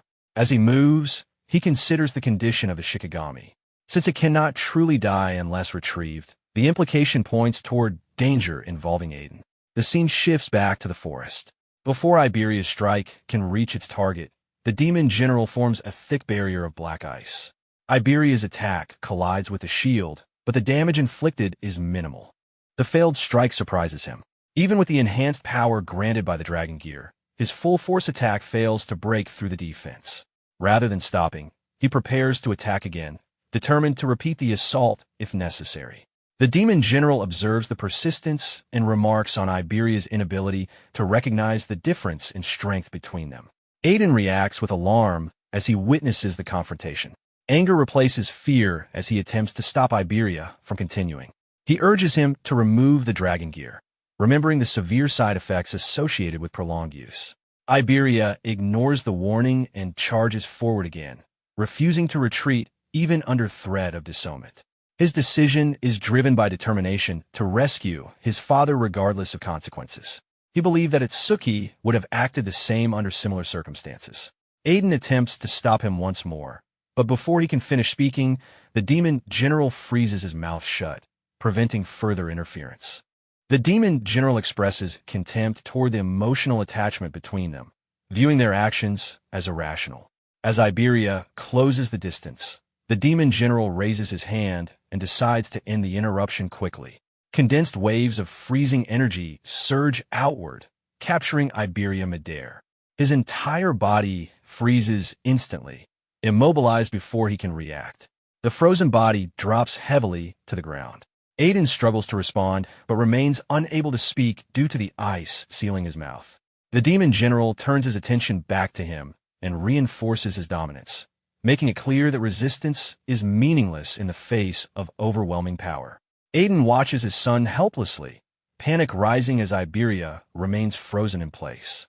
The dragon gear continues running, and the equip time reaches 3 minutes, while Iberia remains immobilized under the ice. The scene shifts to Prophecy Day 2, 3:20 a.m. inside Aiden's house. The wolf Shikigami begins absorbing incoming energy. As the energy settles into its body, its level rises to 20. Shortly after, the ice that had restrained it begins to crack and fall away. The wolf frees itself completely and releases a loud roar. At that moment, Itsuki enters the house and immediately calls out to the wolf. As the wolf moves toward him, he observes the changes in its condition and recognizes that it has leveled up again, confirming that it absorbed the karma from the defeated disaster beast. He questions the wolf about Aiden and the remaining enemy. The wolf turns toward another direction, guiding his attention. Itsuki follows its gaze and notices the large opening in the wall, formed by intense freezing power. The scale of destruction indicates that a powerful ice-based ability was used recently. Sensing the lingering magical energy, he realizes the situation has escalated beyond what he expected. Without hesitation, he begins moving quickly toward the direction indicated, recognizing that waiting for Jusuk would waste valuable time. The scene shifts to the forest, where Jusuk continues his battle against the White Oni. During the exchange, Jusuk manages to cut off one of the creature's hands. However, the White Oni retaliates immediately, striking with its remaining arm. Jusuk blocks the blow using his sword, but the force pushes him backward across the ground. Before he can regain full balance, the severed limb begins regenerating. The hand he cut moments earlier reforms completely. Observing this, Jusuk identifies the opponent as a regeneration-type disaster beast, a category known for prolonged battles. At that moment, he notices a green energy orb moving through the area. Recognizing it as a karma orb, he realizes that Itsuki must have already defeated the other disaster beast. This realization strengthens his resolve to continue fighting without retreat. Carefully observing the creature's behavior, he notices that the White Oni consistently uses its arms to protect its head and neck from incoming attacks. This pattern reveals the location of its primary weak point. He attacks again, targeting the arms. Although the White Oni attempts to counter, another arm is severed during the exchange. Blood spreads across the surrounding area. Holding his stance, Jusuk concludes that destroying both arms will create a brief opening. Since regeneration requires at least a short delay, the weak point will remain exposed during that window. He executes the plan without hesitation. With successive strikes, he removes both arms, forcing the regeneration process to begin. Taking advantage of the brief delay, he moves forward and drives his blade directly into the creature's neck. A final strike follows, severing the head completely. Energy begins flowing out from the defeated body as the lifeless remains collapsed to the ground. Standing near the fallen enemy, Jusuk recognizes how difficult the battle had been despite the creature's inability to speak or strategize. Without wasting further time, he shifts his focus toward reuniting with Itsuki, understanding that the ice-controlling disaster beast remains a significant threat. He begins moving toward the direction of the forest where the remaining fight continues. The scene shifts again. Aiden remains suspended in ice while struggling to speak. His mouth is still partially frozen, limiting his ability to communicate. The demon general observes his attempts and releases the ice sealing his mouth, allowing him to speak. Aiden immediately offers to accept any condition in exchange for his son's release. The demon general responds calmly, stating that controlling the ice from that distance is no longer possible. He also points out that events have already progressed beyond negotiation. He then reveals knowledge about the armor Iberia is wearing. According to him, the dragon gear was crafted using materials from the demon dragon tribe, known for possessing extremely powerful life force. Even after death, their blood, flesh, organs, and scales retain residual willpower. Equipment created from such materials carries remnants of that will. Prolonged use allows the lingering will to influence the wearer's mind. Over time, the user's consciousness becomes suppressed, eventually leading to complete loss of control. If worn too long, the user's body may ultimately be overtaken, transforming into something resembling a true dragon. The scene shifts to the past, returning to Prophecy Day 1 while Itsuki is heading elsewhere. Iberia looks up at the sky, hoping for Itsuki's safety. Beside him, Jusuke observes his reaction and notices how strongly Iberia admires Itsuki. Iberia confirms this, expressing his desire to become someone like him. Jusuke questions this admiration, pointing out that Iberia has already met many remarkable individuals, including Aiden, Taiwajin, and Izumi Menduo. He also mentions his own reputation and battle experience, which exceed Itsuki's, and asks why Iberia specifically wants to become like Itsuki. Iberia is caught off guard by the question and struggles to answer. Seeing his confusion, Jusuke places a hand on his shoulder and reassures him that it was only a casual question. Afterward, Iberia remains silent and reflects inwardly. He realizes that he has never truly thought about the reason behind his admiration for Itsuki, leaving him uncertain about his own motivations. The scene shifts further into the past, moving 10 years earlier. At that time, Iberia is happily playing with a newly received sword. His mother approaches and asks if he likes his birthday present. Iberia responds with excitement, clearly pleased with the gift. While examining the sword, he decides to give it a grand name, declaring it to be the Justice Unbeatable Hero Sword. His mother reacts with mild hesitation, but still acknowledges the name positively. Filled with excitement, Iberia raises the sword and imagines himself as an awakened fighter preparing to face disaster beasts. With enthusiasm, he heads outside, eager to show the sword to others. His mother reminds him to be careful before he leaves. Inside the house, his father appears near his mother and asks whether Iberia has friends. Outside, several children gather around Iberia, staring at the sword with visible interest and excitement. One of the boys expresses jealousy and asks to see the sword for a moment. Iberia tightens his grip on the sword, feeling nervous under their attention. The boys remind him that his father is a famous crafter who can easily create more items like it, assuring him that they will return it soon. Internally, Iberia struggles with hesitation. He recognizes that the sword is his and wants to refuse, but he finds it difficult to say no clearly. When one of the boys presses him again, asking if he refuses to lend it, Iberia hesitates briefly before forcing a smile. Despite his reluctance, he hands over the sword. After receiving it, one of the boys runs off while pretending to be an awakened fighter, imitating heroic actions with the sword. The group of children follows, running away together. Iberia remains standing in place, frozen, watching as they carry his sword away. Biting his lips, Iberia quietly asks for the sword to be returned, but his voice lacks strength and does not stop the others. After some time passes, he returns home without the sword. When he enters, his mother welcomes him warmly and asks if he had fun. Iberia responds with a forced smile, pretending that everything went well. His mother soon notices that he returned empty-handed and asks about the wooden sword. His father immediately realizes what happened and concludes that the same group of children took it again. Hearing this, his mother prepares to go retrieve it, but his father stops her, explaining that even if she recovers it now, the same situation will repeat in the future. His father then turns his frustration toward Iberia, scolding him for being unable to protect something precious and for lacking the courage to ask for help. Afterward, Iberia withdraws into a dark room and sits alone on the floor. Tears continue falling as he cries silently, questioning the reason he admires Itsuki and why he wants to become someone like him. The scene shifts forward a few months.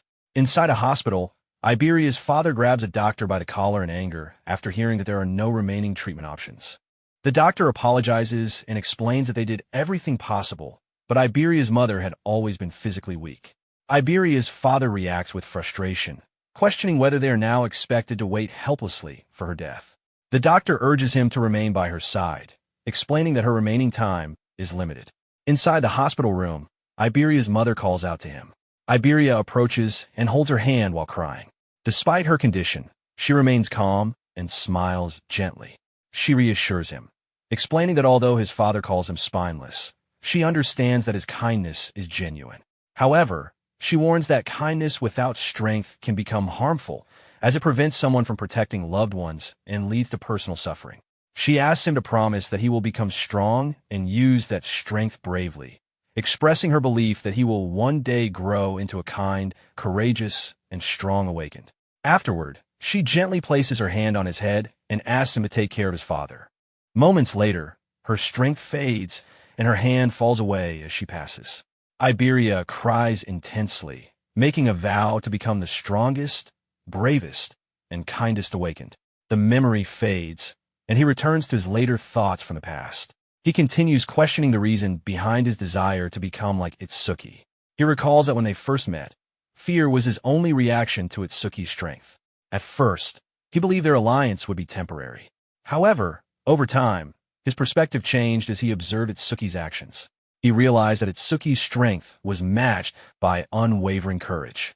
Regardless of whether he faced large groups of awakened or dangerous disaster beasts, he never hesitated.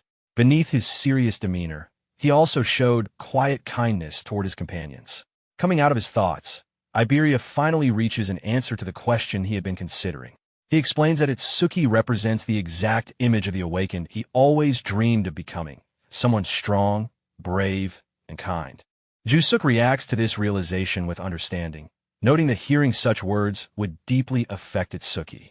Iberia acknowledges his own limitations, believing that he may never become someone like Itsuki due to his fears and lack of talent. However, he accepts that standing beside him and fighting together would be enough. The scene then returns to the present inside the forest. Iberia's body has completely transformed into a monstrous form under the influence of the dragon gear. His original appearance is no longer visible, replaced by the overwhelming presence of the transformed creature. Itsuki arrives at the scene and calls out to him. The transformed Iberia slowly turns toward Itsuki and stares at him for a moment. Shortly afterward, the creature releases a powerful roar, directing its hostility toward him. The scene shifts to Prophecy Day 2. 3:31 a.m. Iberia continues roaring in front of Itsuki, showing clear signs of losing control. Itsuki calls out to him with confusion, questioning why he is wearing the dragon gear again despite being forbidden from using it.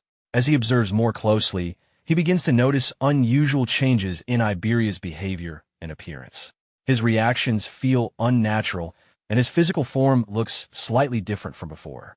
Under the influence of the dragon gear, Iberia continues making strange sounds, attempting to form words but failing to communicate clearly. Itsuki struggles to understand what he is trying to say and asks about Aiden's whereabouts. Instead of responding clearly, Iberia releases another heavy roar and unleashes a shockwave attack toward Itsuki. Itsuki avoids the attack by moving out of its path. Before he can respond, Iberia immediately launches another attack from behind, attempting to strike without warning. At the last moment, Itsuki intercepts the attack and grabs Iberia's arm to stop the strike. Frustrated by the situation, he demands that Iberia regain control of himself. Iberia quickly pulls away and lands at a distance. He continues roaring, producing distorted sounds that resemble laughter. His claws tighten as he prepares another attack. He activates a wind-based ability and releases a sharp wind blade toward Itsuki. Recognizing the incoming attack, Itsuki activates his detection ability to analyze it.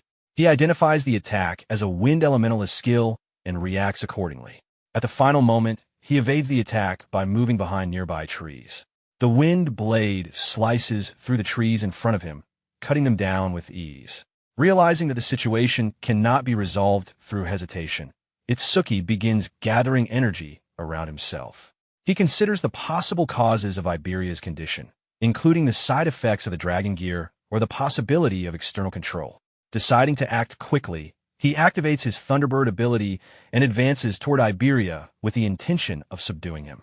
As he closes the distance, he grabs Iberia again to prevent another strike. Iberia continues roaring in anger, resisting the restraint. While holding him, Itsuki senses that the magical energy coming from Iberia is unmistakably his own. Despite this, he struggles to understand why Iberia would attack him in this state. Frustration builds as the situation becomes clearer, and his anger begins to surface.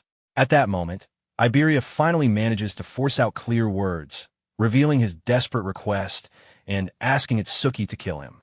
Hearing Iberia's voice clearly, Itsuki is briefly shocked.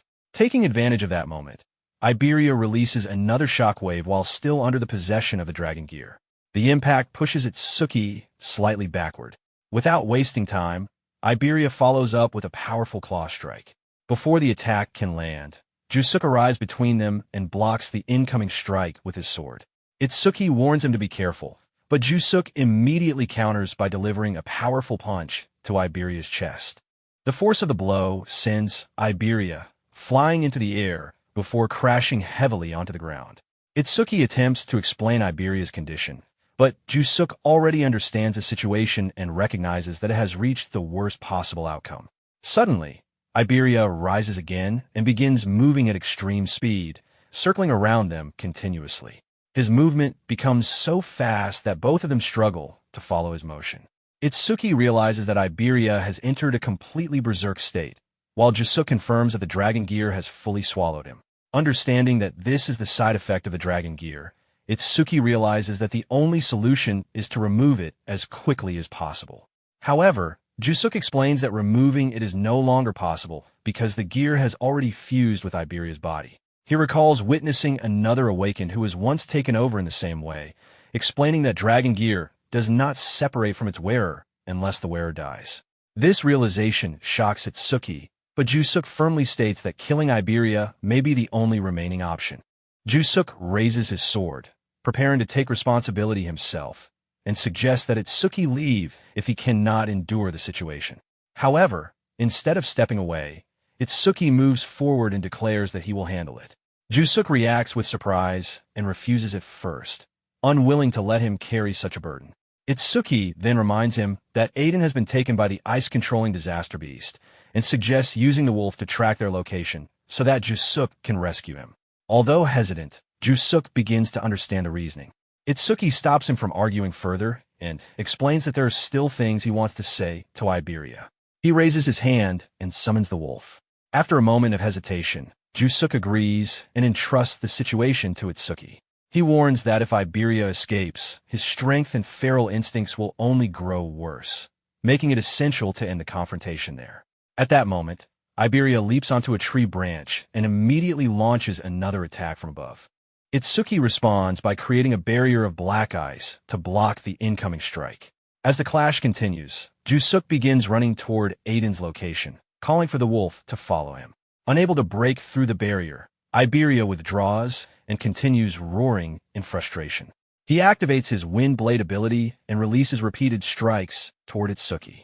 Itsuki remains standing calmly in place while observing the attacks. Despite the continuous assault, his defensive ability does not activate automatically, indicating that the attacks lack lethal intent. One of the strikes grazes his cheek, leaving a shallow cut. From this, Itsuki realizes that Iberia is not attacking with full intent to kill. Iberia becomes increasingly agitated and releases another series of roars. His anger intensifies as he activates the Thousand Wind Blades ability, releasing numerous attacks simultaneously. This time, instead of evading, Itsuki continues walking forward toward him. The attacks strike his body from multiple directions, leaving small cuts across his skin. Despite the repeated hits, he does not retreat and continues advancing steadily. Iberia grows more irritated as his attacks fail to stop Itsuki's advance. His roars become louder, and signs of emotional instability begin to appear as he continues attacking while breaking down internally. The scene shifts to the monster realm. Enmaraku stands before his lord and bows while reporting the outcome of their mission. He confirms that Aiden has been successfully captured, but also reports that the Red Flame Demon King and the White Oni were killed by humans. Linga listens calmly and states that there are many fighters capable of defeating enemies at that level, and that capturing Aiden alone makes the mission successful. Enmaraku continues his report, mentioning that Tsurushikoma appears to be struggling in his battle. Linga responds that the situation is acceptable because Tsurushikoma was never expected to eliminate Izumi Menduo. His assigned role was only to hold back most of the special class saviors. Enmaraku then adds that Tsurushikoma is currently fighting only one special class opponent. Hearing this, Linga shows interest and notes that aside from Taiwajin, there appears to be another human capable of holding Tsurushikoma alone. He asks for the identity of that fighter. Enmaraku reports that, according to their insider, the fighter is known for possessing the strongest body among humans, and his name is Hiten. The scene shifts to the area near Izumi Mindua's residence. Hiten continues his intense battle against the Yeti-type disaster beast, Sarushikuma. Their attacks collide repeatedly, producing strong shockwaves that spread dust and debris throughout the surrounding area. The intensity of the battle shocks those watching from nearby. Kirishima observes the ongoing fight with surprise, realizing that the battle, which began the previous afternoon, has continued without interruption. Even after enough time for his own wounds to nearly heal, the clash between the two fighters remains unresolved. Witnessing a battle of such scale from close range leaves him deeply astonished. During the exchange, the disaster beast roars and delivers another powerful punch to Hiten. The force behind the attack is strong enough to shake the ground, causing concern among the observers. Choha becomes alarmed after seeing the impact of the blows. Recognizing the destructive power of the attacks, she fears that if Hiten were to fall, no one else would be capable of stopping the disaster beast. Driven by that concern, she begins moving toward the battlefield. Before she can reach them, Izumi Minduo stops her by placing a hand on her shoulder. He reassures her that Hiten is not weak enough to fall from attacks of that level.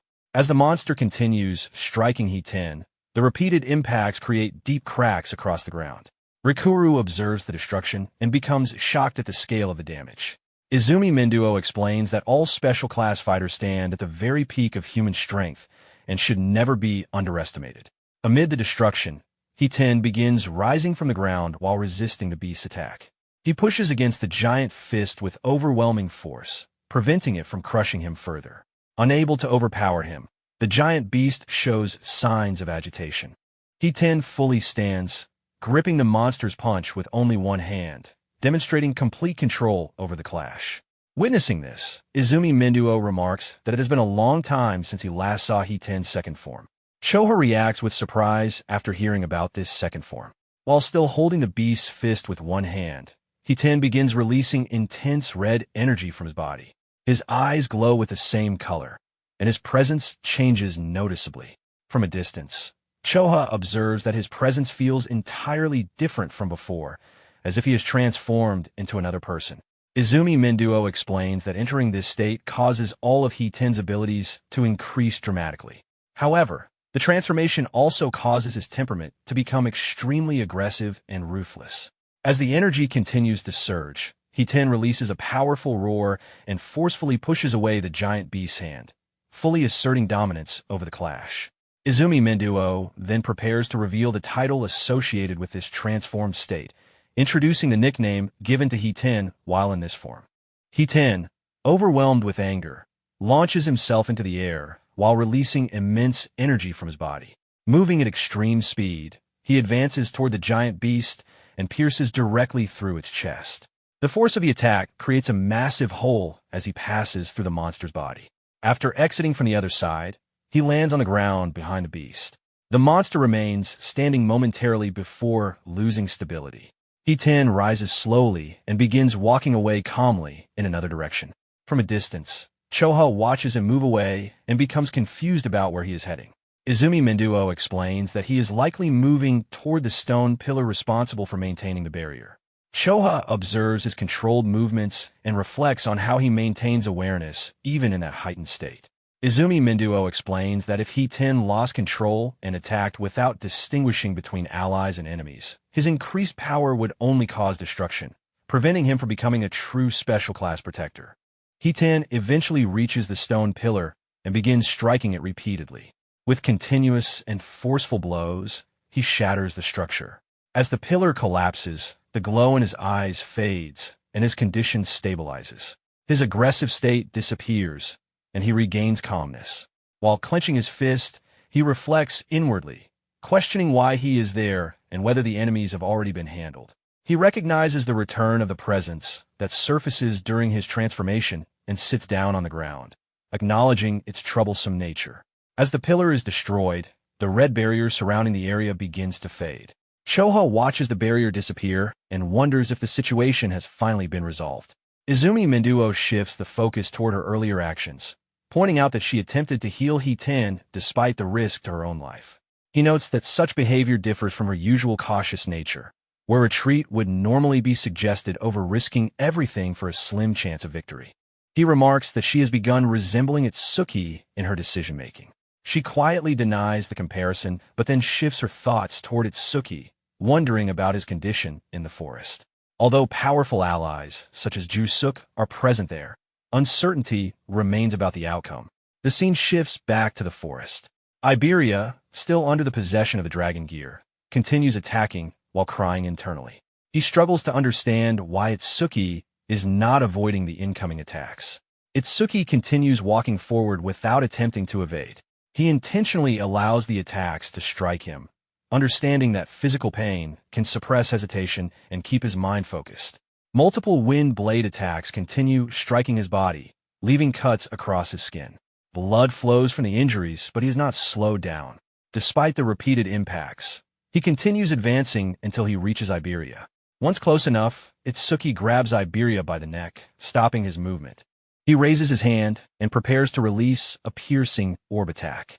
Before releasing it, he declares that this will bring the conflict to an end. Iberia releases one final shockwave through a roar. Despite visible hesitation, Itsuki releases the orb. The attack pierces through Iberia's chest. The impact causes Iberia's body to collapse, and Itsuki immediately catches him before he falls completely.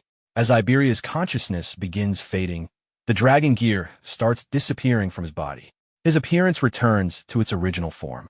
Still held by Itsuki, he begins apologizing, expressing regret for losing control and fear of becoming a burden. Itsuki reassures him that he was never considered a burden.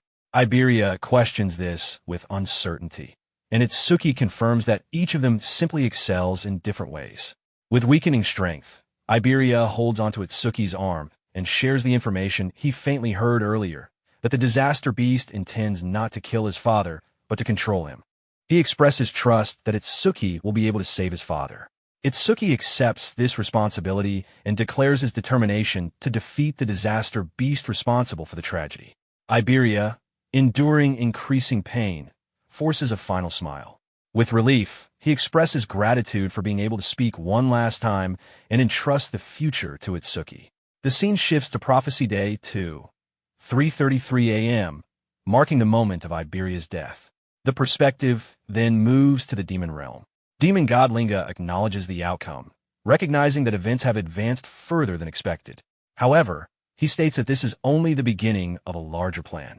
With a distorted sense of satisfaction, he expresses his intention to destroy the things precious to Itsuki one by one, promising further suffering in the future.